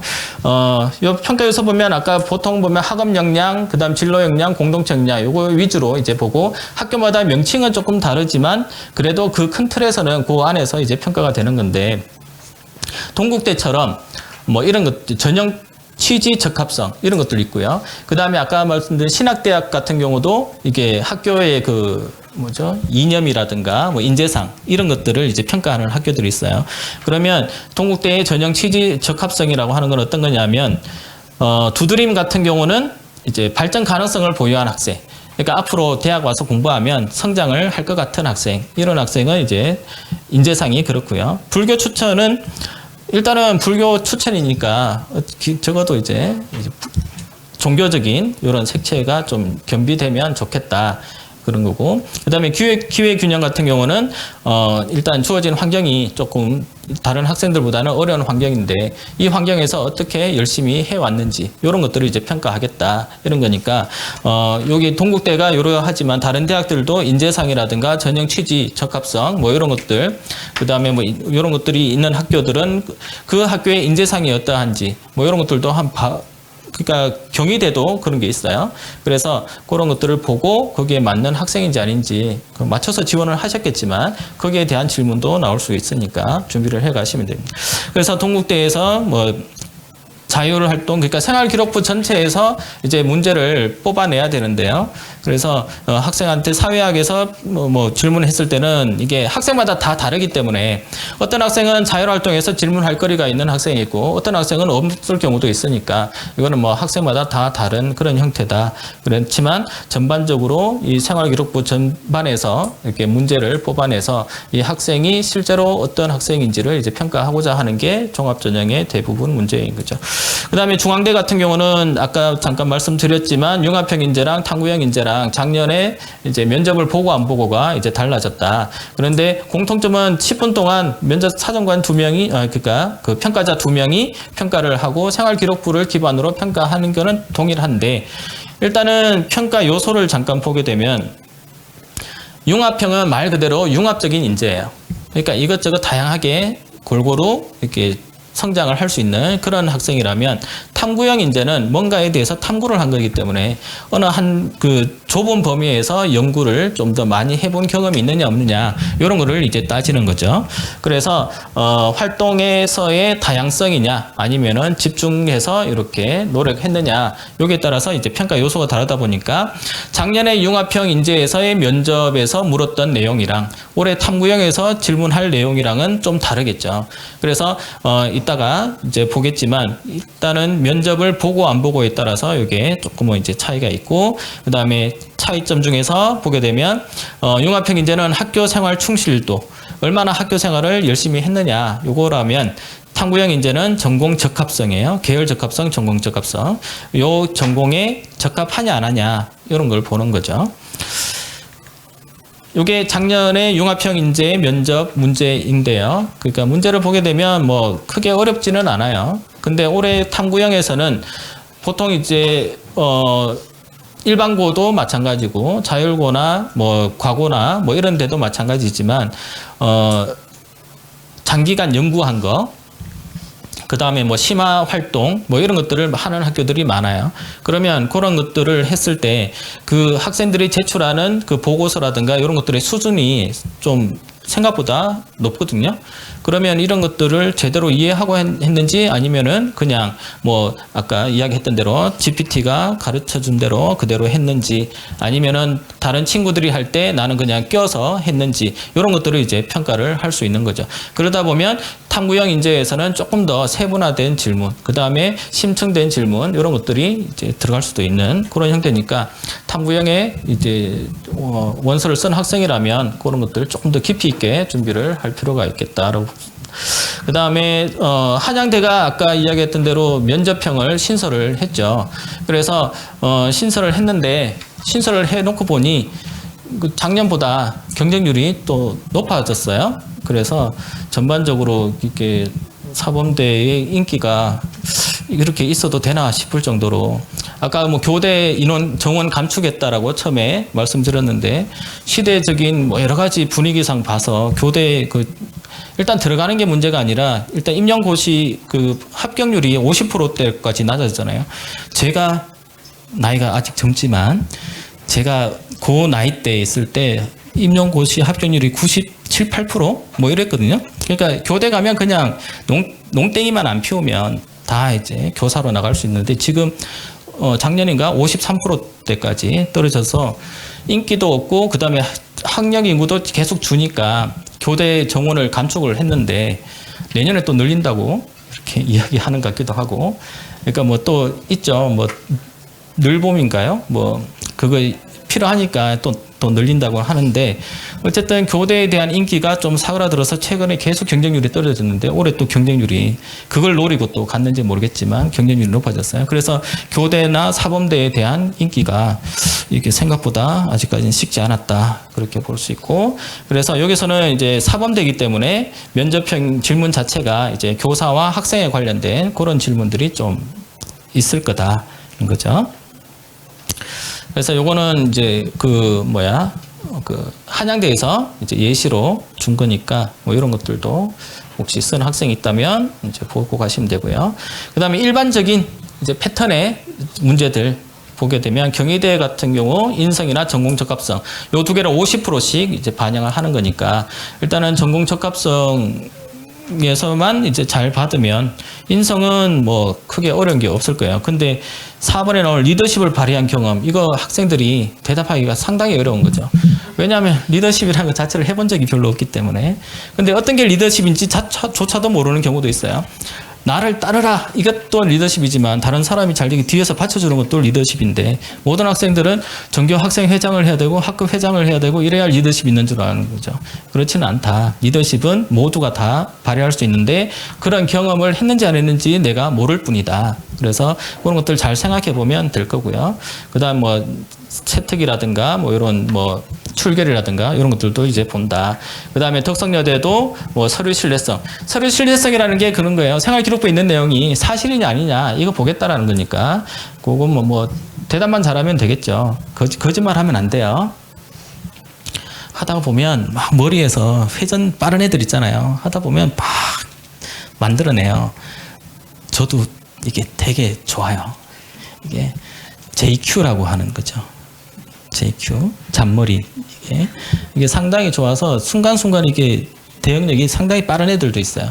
그러면 그걸 하다 보면 그게 끝까지 계속 잘 가면 되는데 추가 질문 한두 번 더 가게 되면 이게 거기서 다 끝나버리는 거죠. 그래서 면접에서는 모르면 모르는 대로, 알면 아는 대로 이렇게 이야기해야 되지 아는 척 하거나 뭐 이렇게 있어 보이는 척 하게 되면 이제 다 들통날 수도 있다. 그래서 끝까지 밀고 가든지 아니면은 거짓말을 안 하는 게 진실되게 이야기하는 게 가장 좋다. 그래서 혹시 뭐 면접관들이 질문을 할 때 내가 생각지도 못했던 질문이 들어올 수도 있잖아요. 그죠? 그랬을 때는 두 가지 방법이면 돼요. 내가 생각을 했을 때 답을 할 수 있을 것 같은 거냐, 아니면은 생각을 해도 답을 못 할 것 같은 거냐, 이런 게 있잖아요. 딱 들어보면. 그러면 뭐 재밌어요? 이런 거 있죠.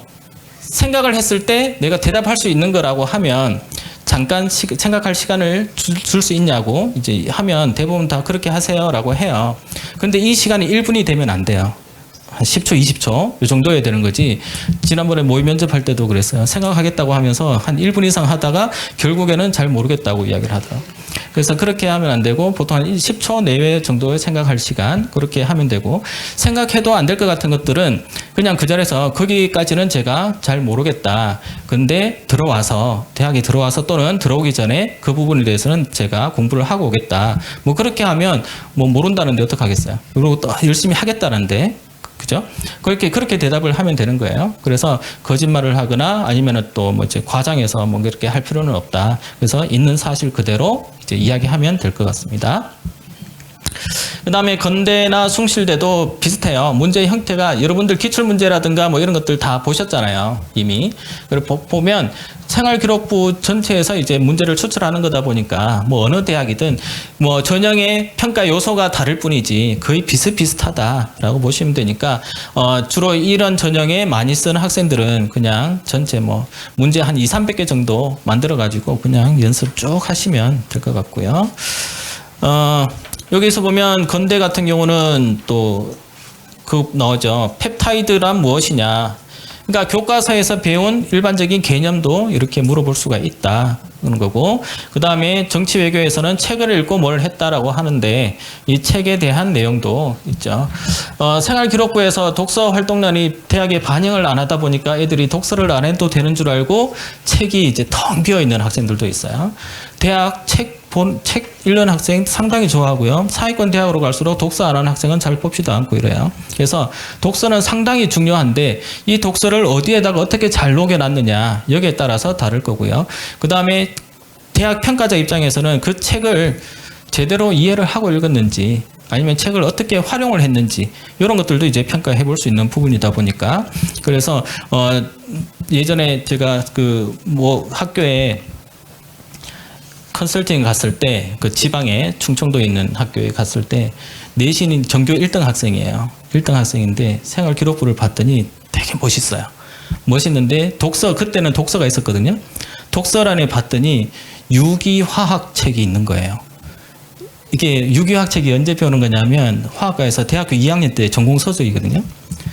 근데 유기화학을 읽었다고 돼 있어요. 독서란에.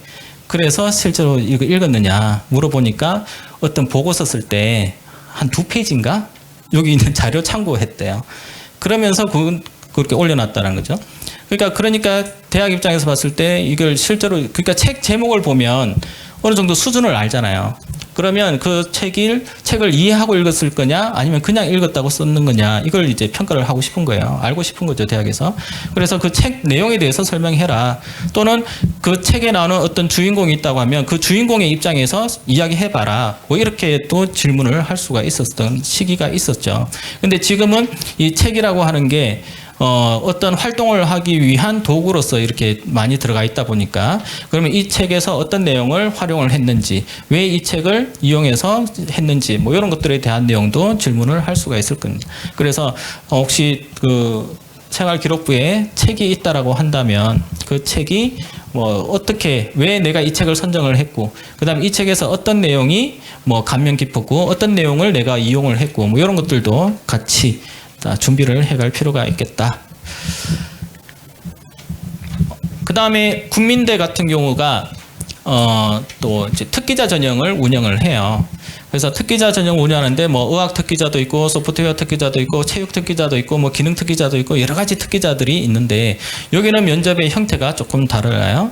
그러니까 여기서 보면 특기자 전형인데 1단계를 뭘로 뽑느냐 입상 성적으로 뽑아요. 그러니까 실제로 어떤 경기나 대회에 나가서 수상한 뭐 그런 경력이 있어야 1단계를 통과할 수 있는 거고요.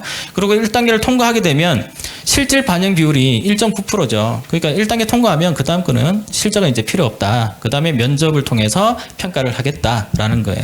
그래서 이때 평가는 기본 소양 문제가 있고 그 다음에 기본 소양도 이렇게 보시면 기본적으로 이게 전형마다 특기자 아까 말씀드린 것처럼 의학 특기자는 또 다르고요. 그 다음에 뭐 또 기능 특기자 다르고 체육 특기자마다 이게 기본 소양 문제는 다 달라요. 그래서 이런 기본 소양 문제에 대해서 이야기하고 여기에 대해서 추가 질문을 또 이제 한 2개 정도 이렇게 나가요.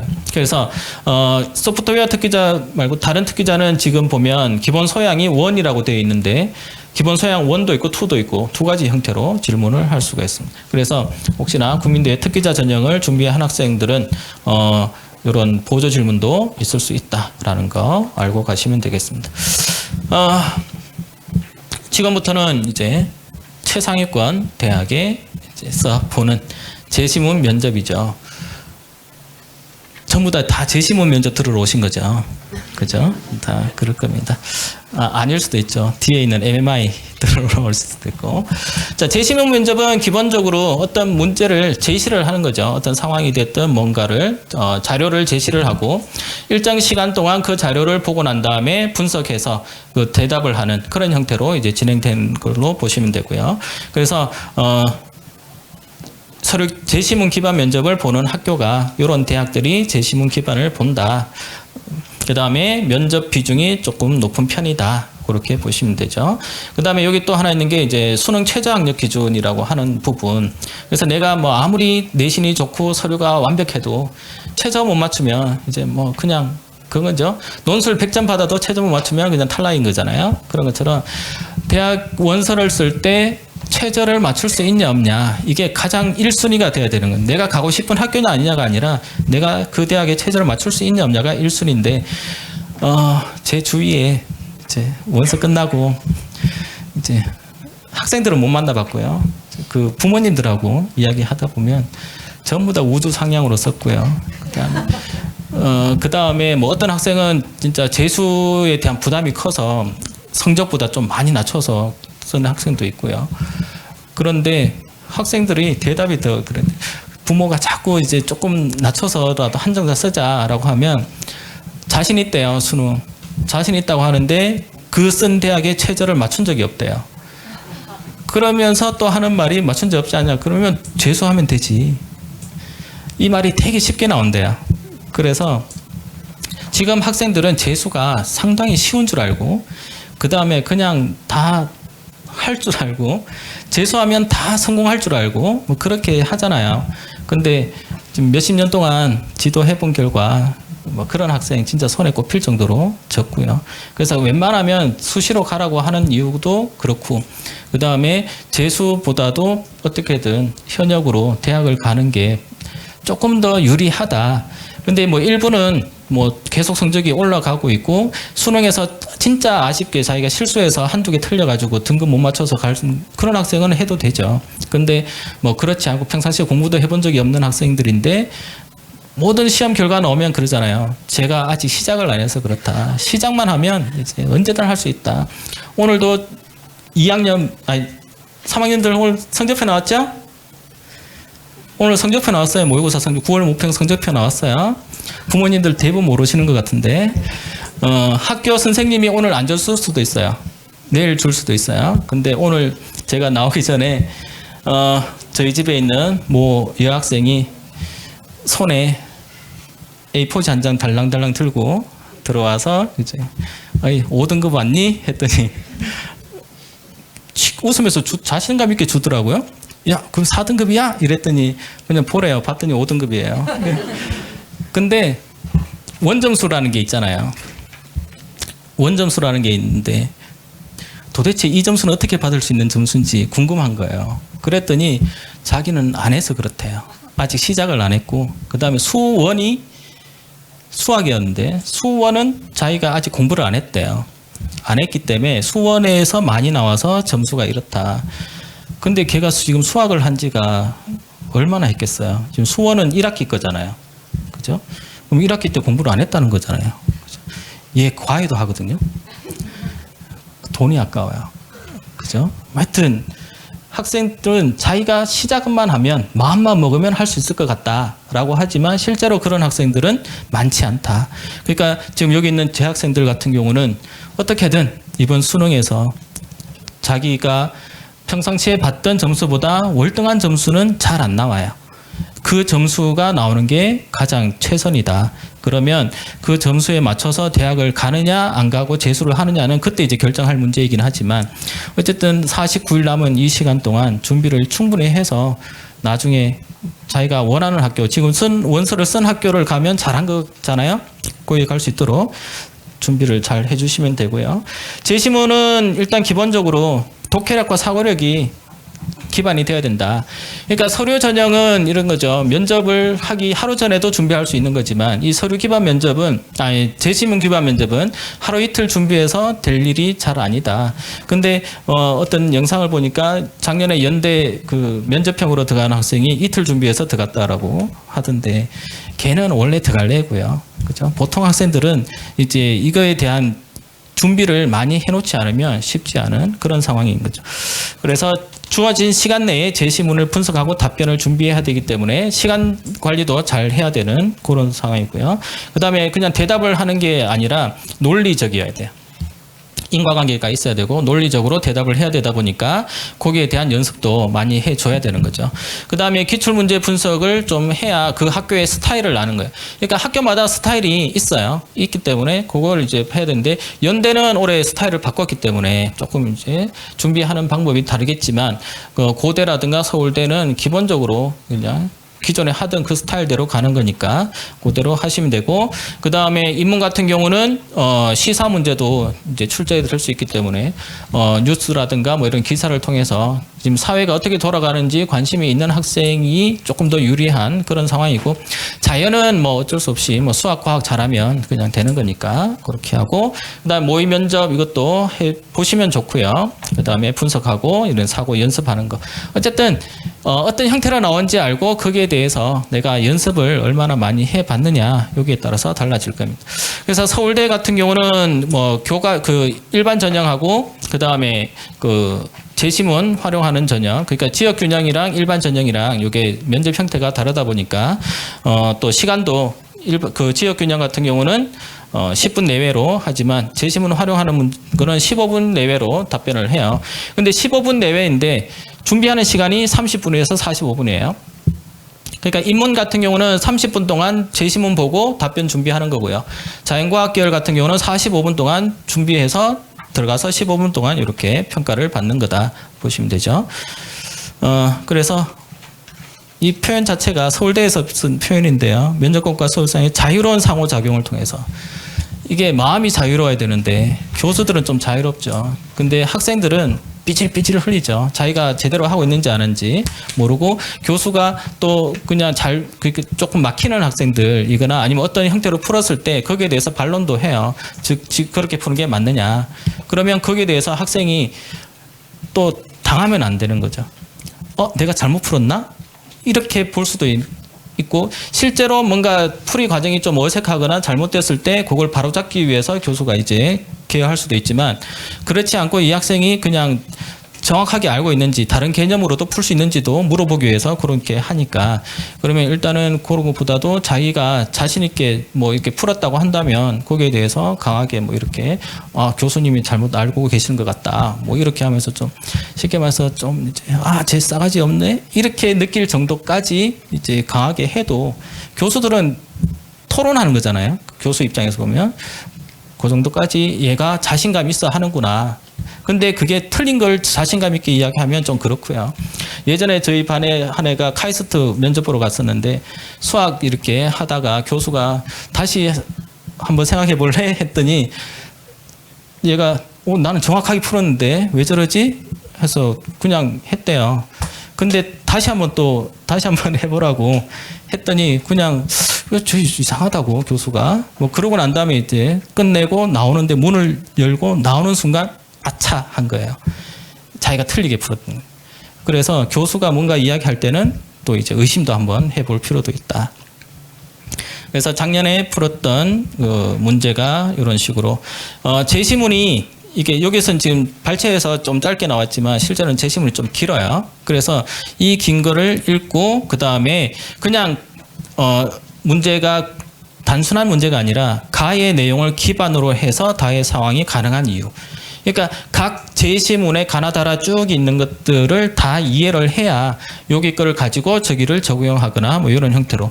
그 다음에 가나를 바탕으로 라의 건강한 사이가 유지될 수 있는 이유를 설명해라. 뭐 이렇게 나와요.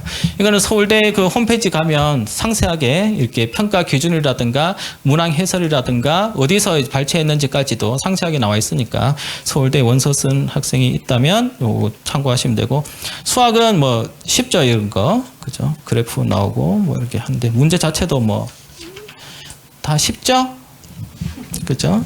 뭐 어머니들은 뭐 눈으로도 다 풀 수 있는 정도인데 그죠? 학생들은 손으로 풀어야 되겠죠? 자, 그다음에 교직 인성 그러니까 사범대 같은 경우는 교직 인성 적성 면접을 보고 있습니다. 여기서 작년에 문제가 이런 거였죠. 2006년도 신문 기사를 이제 보여주면서 20년 전에 이런 기사가 있었는데 23년, 그러니까 작년이니까 23년에도 이게 유효하냐인데요.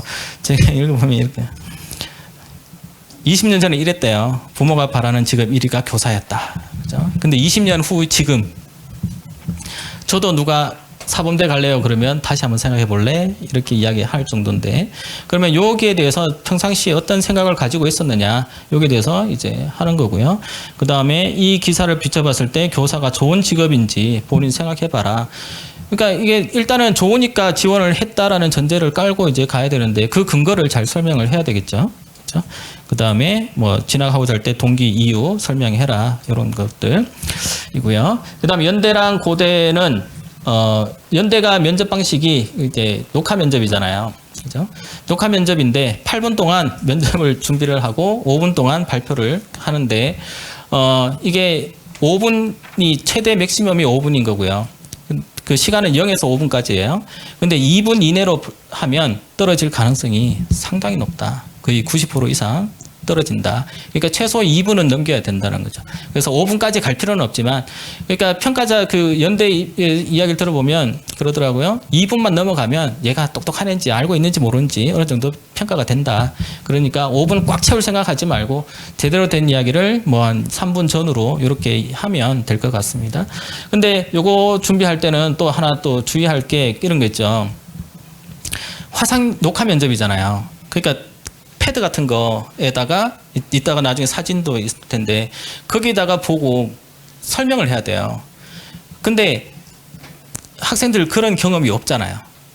그러면 패드라고 하는 게 반사가 되잖아요. 거울처럼. 그럼 자기 얼굴 보고 놀랄 수도 있잖아요. 그죠? 그러니까 거기에 대해서 보고 이야기하는 연습들도 필요해요. 나중에 성대 이야기 할 때도 하겠지만 성대도 마찬가지 성대 과학인재 전형도 영상 면접이거든요. 이렇게 녹화하는 면접. 그러니까 성대든 연대든 여기 과학인재 쓰고 이렇게 활동우수 쓰는 학생들은 여기에 대한 연습도 좀 해볼 필요가 있어요. 그러니까 화면 보고 이야기하는 연습 그렇게 하면 돼. 보통 이제 카메라 보고는 그러니까 핸드폰이든 뭐 카메라 보고는 연습을 할 수 있는데 이런 탭이라든가 그 패드 같은 이런 기기를 가지고 연습하는 경우는 거의 잘 없으니까 여기에 대한 연습도 이제 해볼 필요가 있는 거고요. 고대는 그냥 대면 면접으로 하고 제시문을 21분 동안 분석해서 7분 동안 이제 대답하는 형태다. 그래서 연대에서의 출제 방침이 뭐 이렇게 해서 뭐 쭉쭉쭉 돼 있는데요. 제일 중요한 거는 요거죠. 평가 방식이 바뀌었다. 이거 이야기했는데 작년도 기회균형 전형의 면접 문제 형태랑 이제 같게 나올 것 같아요. 그래서 작년에 요 문제가 보면 이제 이게 작년에 활동우수 자연계열의 문제였거든요. 그러니까 쉽게 말하면 그냥 교과 문제예요. 그러니까 자연계열에서 뭐 과학 1, 2 정도의 수준을 물화생지 1, 2를 어느 정도 잘 알고 있느냐 이걸 이제 평가하는 문제였다면 기회균형 면접은 이런 형태인 거죠. 조금 이제 고대하고 비슷하게 이렇게 가는 형태다 보시면 되고 어쨌든 작년에 기회균형의 면접 기출 문제를 보면 올해 활동우수가 어떤 형태로 나올 건지가 이렇게 예상되고 연대 홈페이지에 그 예상 문제라고 올린 게 작년 이 문제를 올렸더라고요. 올해 활동우수는 이런 형태로 낼 거다 이렇게 냈으니까 작년 기회균형 문제를 볼 게 아니라 책 3년간 기회균형의 문제가 어떤 형태로 나오는지 한번 보면 좋을 것 같고요. 여기도 제시문 관점에 있어서 가나다를 비교 설명해라. 그 다음에 라를 다의 내용과 연관지어서 설명하라. 이렇게 나와 있어요. 그래서 제시문 하나하나만 단독으로 이렇게 질문하는 경우는 잘 없고 연결지어서 질문하게끔 되어 있으니까 그런 것들 보시면 되고요. 그 다음에 연대는 그 종이를 줘요. 그러니까 뭔가 쓸 수 있는 종이를 주니까 거기에다가 연습을 하면 되는데 일단 학생들이 연습할 때는 그 질문에서 키워드가 뭐냐 일단 적어놓고 그 다음 내가 시작을 어떻게 할 거냐 그 다음에 근거를 어떤 식으로 할 거냐 마무리를 어떤 식으로 할 거냐 이런 것들을 이제 적어놓고 연습을 할 필요가 있는 거죠. 그래서 뭐 예시로 이렇게 보면 키워드에서는 이런 방금 그 자료에서 나온 것들을 가지고 하면 이런 형태로 된다. 그래서 이런 것들을 이제 연습을 한번 작년에 기회균형 문제를 가지고 연습을 한번 해보시면 될 것 같습니다. 그래서 선행학습 영향평가 보고서 요거가 모든 대학이 5월 다 학교에 탑재되어 있으니까 이 연대뿐만 아니라 모든 대학의 전년도 논술이라든가 면접이라든가 어떤 형태로 진행되고 어떤 문제가 나왔는지는 요거 보면 다 들어가 있어요. 거기에 또 해설까지 다 설명이 되어 있으니까 모든 대학에 준비를 그렇게 하시고 연대는 뭐 저런 식으로 이제 한다. 그래서 저길 보고 하는 연습 이제 필요하다. 종이에 나오면 그 종이에다가 대략적인 아까 키워드라든가 뭐 이런 내용들을 적어 놓을 수 있는 거니까 보시면 되고 일정 이제 나중에 공지를 다 했어요. 그래서 자기가 언제 면접 보는지 모르면 안 되죠. 예전에 어떤 그런 것도 있어요. 면접 보는 장소도 일단 미리 나중에 한번 가보는 것도 좋아요. 면접날 그 학교 전체가 면접 보잖아요. 그러면 교통이 엄청나게 막혀요. 그러다 보면 예상 시간보다 늦게 갈 수도 있는 거고 예전에 지금 뭐 야구 선수 중에 한 명이 그런 경우 있었다고 면접 보기 1시간 전인가 2시간 전에 갔대요. 도착해서 있는데 도착해서 뭐 학교 구경도 하고 이렇게 있었다가 아무리 시간이 다 돼가는데도 학생이 한 명도 안 오더래요. 보니까 옆 건물에 가 있었던 거죠. 그래서 다시 갔더니 면접장에 못 들여보내줘서 시간 되면 안 들여보내주거든요. 그래서 면접 못 보고 재수해서 서울대 가는 케이스도 있고요. 그래요. 그래서 장소가 어딘지도 낯선 곳에 가는 거잖아요. 낯선 대학에 가는 거고 대학 가면 고등학교랑 다르잖아요. 건물이 한두 개 있는 게 아니기 때문에 그런 것들도 잘 체크하고 시간 관리도 잘 하셔야 됩니다. 그다음에 고대 같은 경우는 전형마다 시간이 다 다르고 그다음에 준비 시간도 다르고 형태도 다 다르다. 그래서 의대 같은 경우는 제시문 기반 면접이 있고 그다음에 인적성 면접 2개까지 이런 식으로 진행되고 다른 전형은 그냥 제시문 기반 면접으로 계열 적합성은 진행된다 보시면 되죠. 그다음에 이런 형태로 보고 그다음에 교과목은 이런 것들이 들어간다. 그래서 연대는 교과 면접이 아니기 때문에 그러니까 이런 교과 내용이 없지만 고대는 교과 면접이기 때문에 이런 식으로 요 출제를 이런 식으로 한다. 그래서 고대는 공통어를 찾는 게 중요해요. 그리고 고대에서의 문제는 1번 문제를 어떻게 답을 잘 찾느냐에 따라서 2, 3, 4번이 꼬일 수도 있고 무난하게 갈 수도 있고 그래서 고대의 문제는 1번이 가장 중요하다. 1번 잘못 선택하면 나중에 2, 3, 4번도 이상하게 흘러가거나 나중에 가다 보면 답이 없을 수도 있어요. 그러니까 연결을 못 시키는 거죠. 그래서 고대 문제는 1번을 잘 해야 된다. 자연계열에서도 가다에서 공통적으로 떠오르는 개념, 라바에서도 공통적으로 떠오르는 개념 이런 거 찾아서 이걸 가지고 2번 문제를 풀어야 되고 3번, 4번 이렇게 가야 되는 거니까 고대의 계열 적합은 1번 문제를 잘 하는 게 중요하다. 그 다음에 고대도 마찬가지로 이 영상 이렇게 홈페이지에 올려놨으니까 고대를 지원하는 학생들은 보고 가시면 도움이 될 것 같습니다. 이거 다 다르고요. 그 다음에 성균관대 이제는 아까 말씀드린 것처럼 영상 면접으로 진행되고요. 수학 그러니까 성균관대 과학인재는 수학, 과학을 다 잘해야 돼요. 그러니까 기본적으로 원투를 하되 물화생 원투까지는 다 기본적으로 한 학생들이 지원을 해야 되는 케이스인 거고요.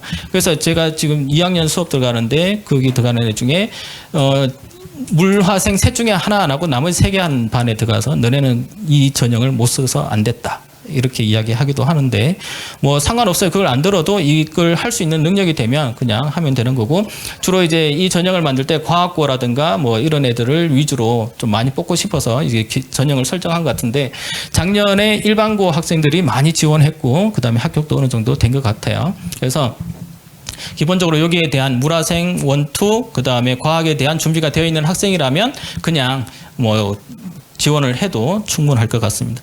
그래서 한 15분 정도 문제를 볼 시간을 주고요. 그 다음에 수학은 요게 작년에 문제인데 요거를 3분 안에 대답을 이제 하면 되는 거고요. 그 다음에 물리학은 이렇게 돼 있는데 요걸 2분 안에 대답을 하면 되는 거고요. 그 다음에 화학도 2분 안에 대답을 하면 되는 거고요. 생명과학도 2분 안에 대답을 하면 되는 거예요.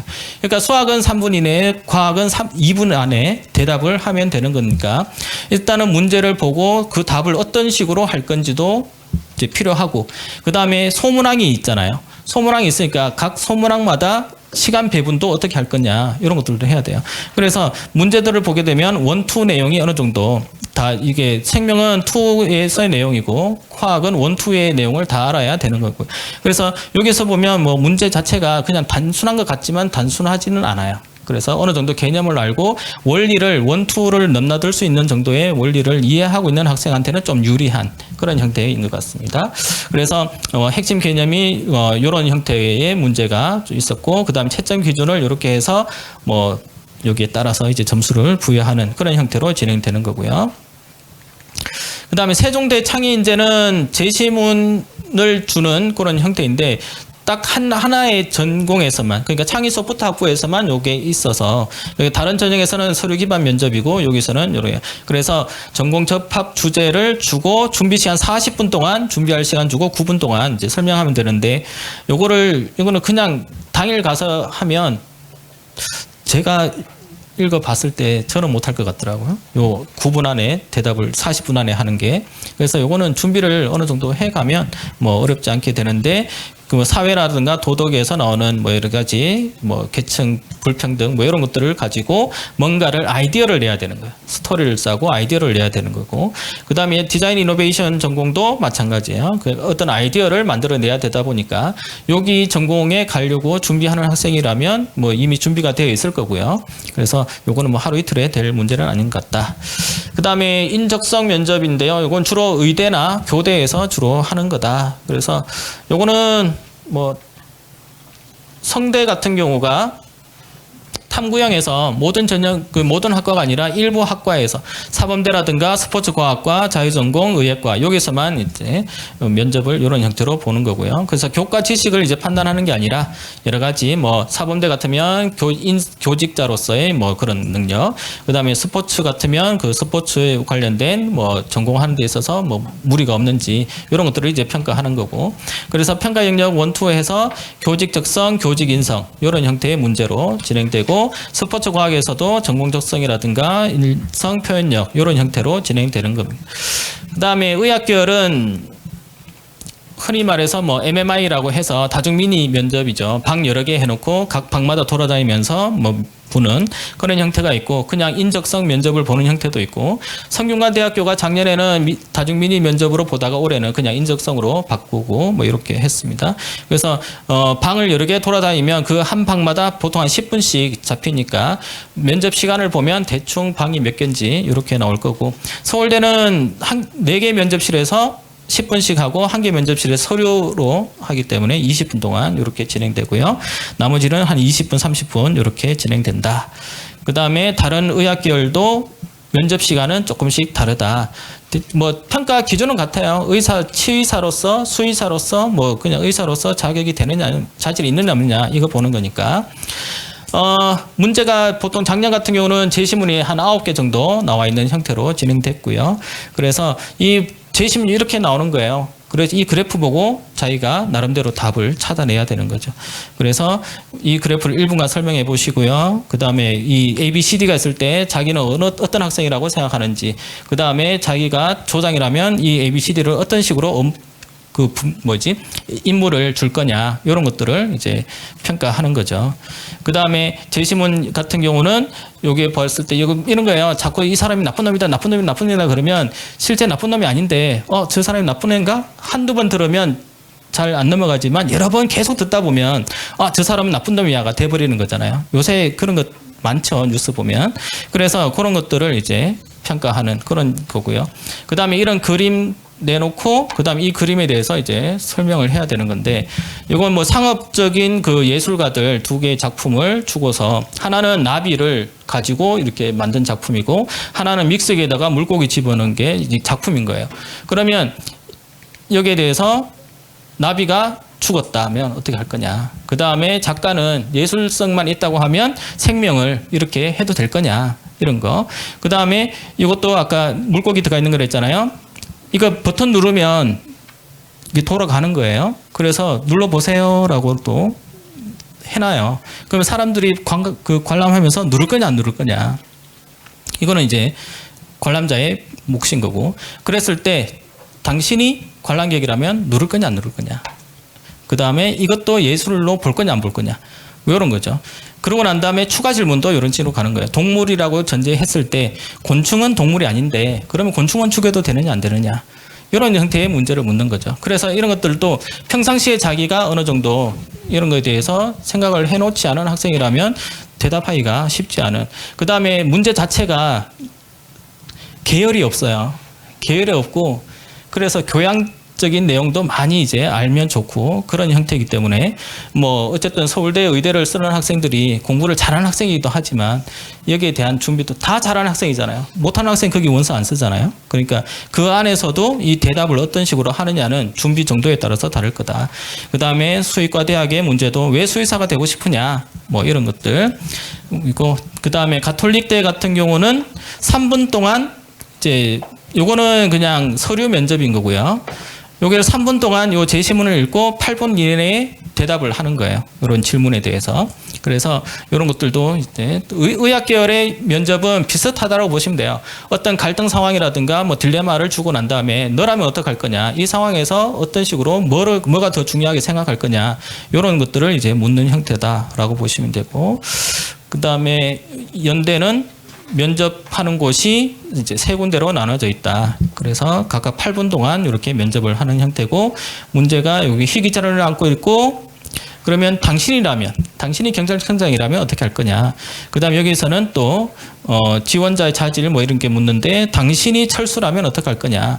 그러니까 이 상황에서 너라면 어떻게 할 거냐, 이런 형태의 질문이 이제 주로 의학 계열에서의 문제다. 영남대 같은 경우도 마찬가지예요. 이렇게 뭐 산부인과에 했는데 그러니까 목도리 납품하기로 했는데 못했대요. 뭐가 잘못돼가지고. 그랬을 때 어떻게 할 거냐. 근데 요때는 이 문제는 뭐냐면 그 상황에서 너는 어떻게 할 거냐인데, 나만 생각하는 게 아니라 또 그 납품을 받는 사람이 다른데 또 납품을 해야 되는 상황이 생기니까 이 엮여 있는 거죠. 그랬을 때 어떻게 할 거냐라는 것들까지도 이제 이야기해야 되고, 이거는 시간 되면 하면 좋은데, 이거 잘 아시죠? 토끼 간 할 때. 근데 토끼 간을 하여튼 그 아는 이야기에 토끼가 자기가 죽으면 안 되니까 가짜로 이제 똥을 갖다가 명약이라고 줬는데, 그러니까 거북이 입장에서는 명약입니다 하고 줬더니 용왕이 먹고 죽은 거예요. 그러면 토끼가 잘했냐 못했느냐, 그죠? 그러면 뭐 이야기 하겠죠. 그런 거 난 다음에 만약에 용왕이 당신 아버지라면 어떡할 거냐. 그러면 이 상황이 되면 또 달라지는 거죠. 하여튼 이런 형태의 이제 문제를 자꾸 주는 거죠. 그래서 평상시에 어떻게 했는지 그런 것들 묻는 거. 그래서 MMI 같은 경우는 일단은 다양한 자료라든가 이런 것들을 보고 기출 문제를 많이 보는 것도 중요하다. 그래서 이 대학의 기출 문제만 보는 게 아니라 MMI 먼저 보는 모든 대학의 문제를 많이 보는 게 좀 도움이 될 거다라는 거고요. 교대는 뭐 비슷합니다. 이제 평가하고, 그러니까 교사로서의 뭔가를 묻는 그런 형태가 이제 주로 있다 보시면 되고요. 그 다음에 교대 같은 경우도 뭐 야구 결승전이 벌어지고 있는데 뭐 이런 거예요. 여기서 기본적으로 규율을 어떻게 생각하고 있는지, 그 다음에 혼자 개인이 우선이냐 아니면 집단이 우선이냐. 교사는 뭐 어쨌든 여러 학생들을 이제 가르쳐야 되다 보니까 뭐 그런 조직에서의 개인과 집단 이런 것들에 관련된 내용.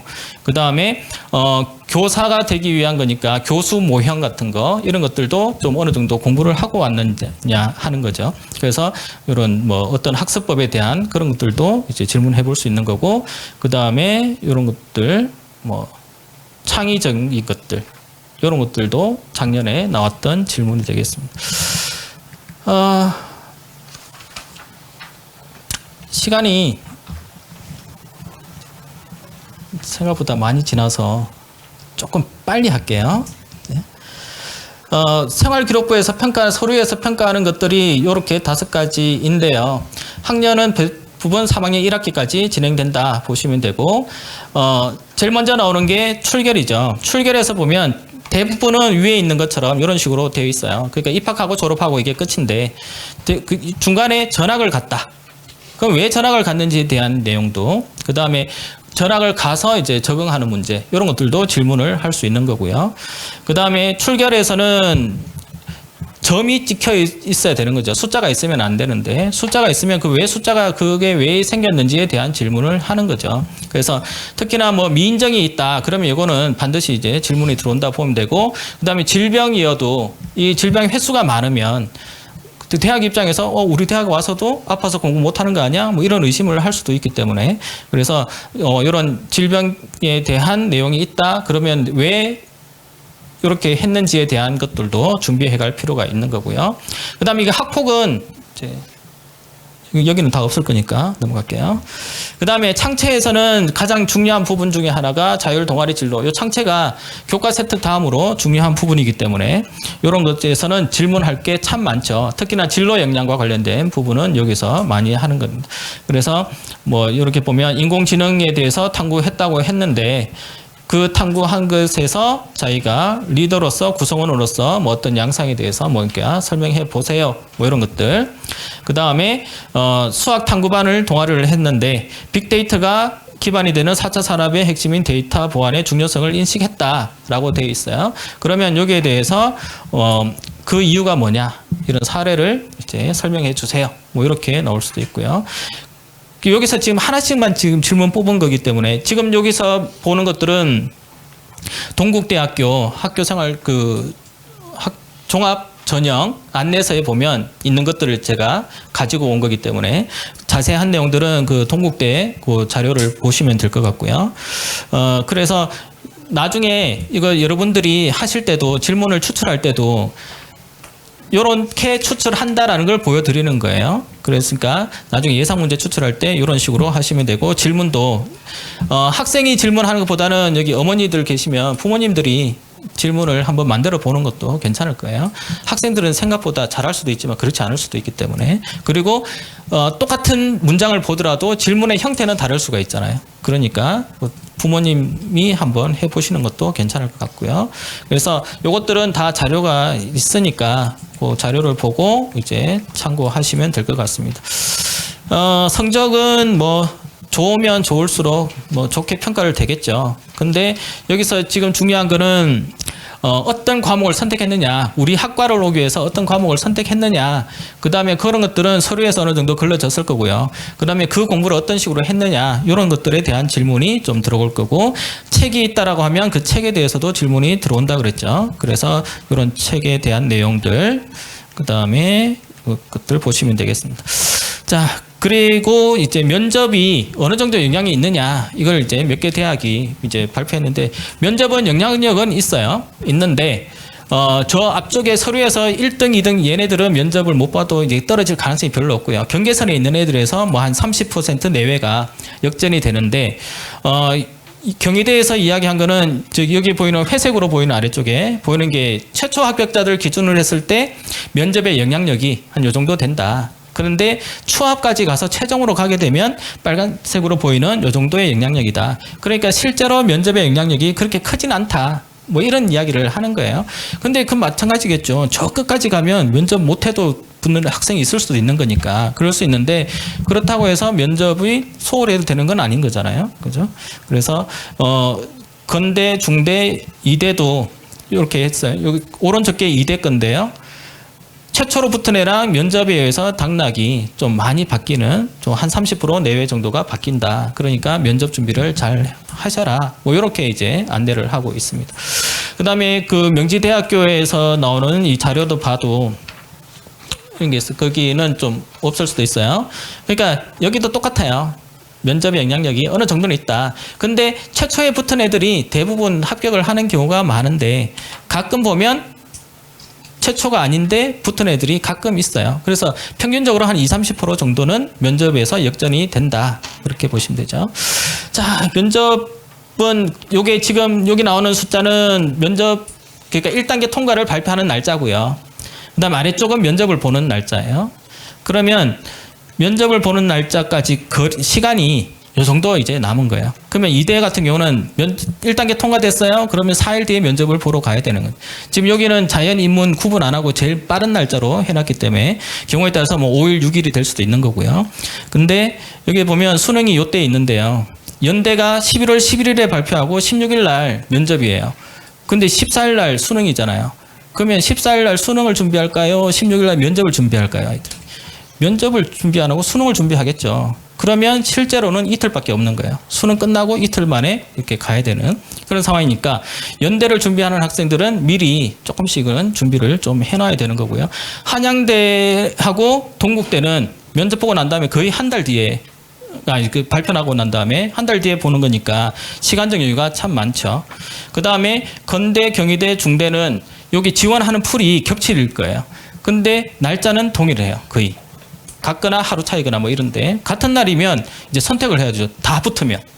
근데 다행히 중대는 면접 날짜를 한번 조정할 수가 있으니까. 그러니까 내가 이날 안 되고 다음 날 할게요 그러면 아니면 시간을 바꾸든지 그거는 되니까 조금 괜찮지만 건대나 경희대 뭐 이런 데는 한양대 이런 데에 겹쳤다. 그러면 뭐 둘 중에 하나를 포기해야 될 수도 있는 그런 상황이 생길 겁니다. 그래서 면접 날짜가 가까우면 준비할 시간이 많지 않으니까 미리미리 시간 날 때 좀 준비를 해놓을 필요가 있는 거고요.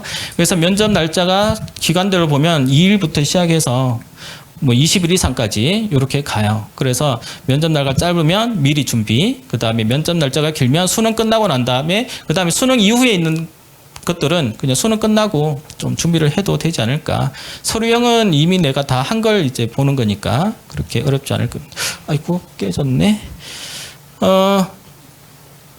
제가 모의 면접을 할 때 하는 형태가 어떠냐면 일단은 뭐 중대 탐구형으로 쓰는 학생이 있다. 그러면 그 학교의 전형을 이렇게 보는 거예요. 평가 요소를 보고 난 다음에 어떤 거를 평가하는지 봐요. 그리고 이제 뭐 건대 자기 추천이다. 그러면 건대에서는 어떻게 평가하고 뭘 좀 더 중점적으로 평가하는지 보고 그 다음에 단국대다, 그 다음에 뭐 전북대다 해서 그 대학별로 전형별로 어떤 요소를 평가를 하는지를 일단 제가 보고 거기에 맞게끔 이제 문제를 이제 추출해서 이제 모의 면접을 하는데 어머니들도 그러니까 학생들도 마찬가지 부모님들도 그런 식으로 그냥 근데 이거 하기 쉽지 않아요. 그러니까 그냥 첫 페이지부터 끝 페이지까지 다 이렇게 문제를 추출하는 게 오히려 편하실 수도 있어요. 그리고 뭐 전북대 같은 경우는 어떤 영역, 그 학부마다 어떤 영역을 좀 더 중점적으로 보겠다라는 것들도 이제 표현했기 때문에 여기에서 질문이 나올 가능성이 높은 거니까 그렇게 보시면 되고. 그래서 이게 한번 질문지를 한번 작성해 보는 것도 괜찮습니다. 그래서 말로 이렇게 하는 것보다 글로 쓰게 되면 내가 지금 쓸 때는 잘 쓴 것처럼 보이지만 그 다음날 보면 그 글이 또 형편없잖아요.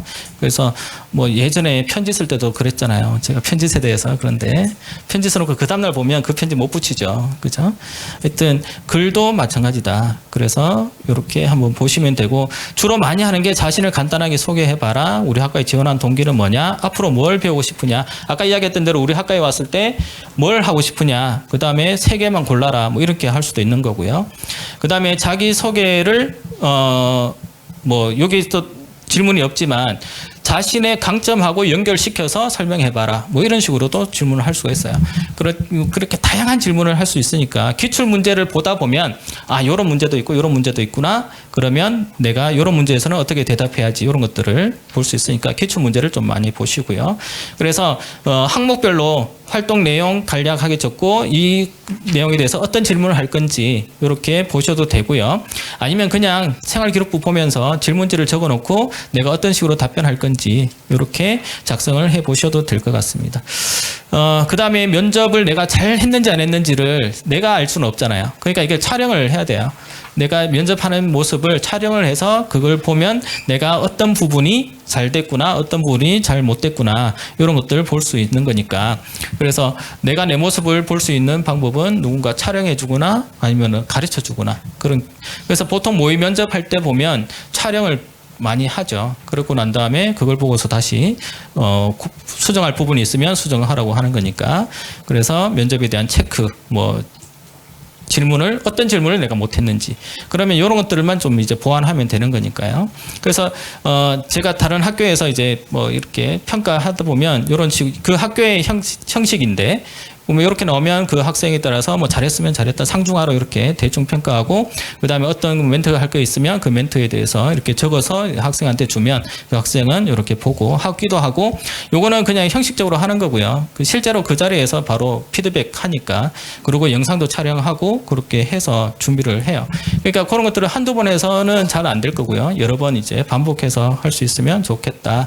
그래서 블라인드 면접이죠. 지금 다 하는 면접들이. 그래서 학생이 누군지 이런 거 다 가려진 상태로 가기 때문에 그 다음에 교복은 입고 가면 안 되는데 어떤 학교는 절대 안 된다라고 하는 학교가 있고요. 어떤 학교는 입고 와도 되는데 오면 가운을 주고 어쨌든 다 가리고 그렇게 합니다.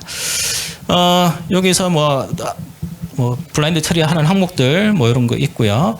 대답할 때 절대 하면 안 되는 거 어느 학교인지 부모가 뭘 하는지 뭐 이런 것들은 절대 하지 마라. 그런 교정이 이렇게 하는 것들은 하면 안 된다. 그냥 실수로 나올 수는 있어요. 그러면 한 번 정도는 뭐 주의를 주고 뭐 이렇게 하는데 이게 반복된다. 그러면 면접 점수 0점이 나갈 수도 있는 거고요. 그래서 이런 것들은 하지 말라는 것들은 절대 하면 안 된다. 그 다음에 면접할 때 뭐 일단은 태도가 발라야 되는 거는 맞는 거고요. 그 다음에 네? 뭐라고요? 뭐 이런 표현보다는 잘 못 들었습니다. 뭐 이런 식으로 하거나 다시 한번 말씀해 주시겠어요? 뭐 이렇게 이야기하는 게 나은 거고. 그러니까 평상시에 학생들 그냥 하는 습관대로 하는지 안 하는지 이런 것들도 영상을 찍어봐야 아는 거예요. 그러니까 어떤 선생님이 강의하고 난 다음에 집에 갔대요. 집에 갔더니 그 와이프가 하는 말이 그쵸 선생님 오셨어요? 이러는 거예요. 그러니까 강의할 때 그초를 그렇게 많이 했나 봐요. 그래서 그쵸 하니까 그렇게 이야기하는 것처럼 자기도 몰랐대요. 그 말을 하는지 안 하는지. 그런데 그 영상을 찍어서 보면 내가 어떤 말을 하는지를 볼 수 있는 거니까 그런 것들도 한번 연습을 해보시면 되고, 아까 말씀드린 것처럼 기본이 중요하다. 심화된 것도 있어서 멋진 것도 중요하지만 기본이 중요하다라는 거.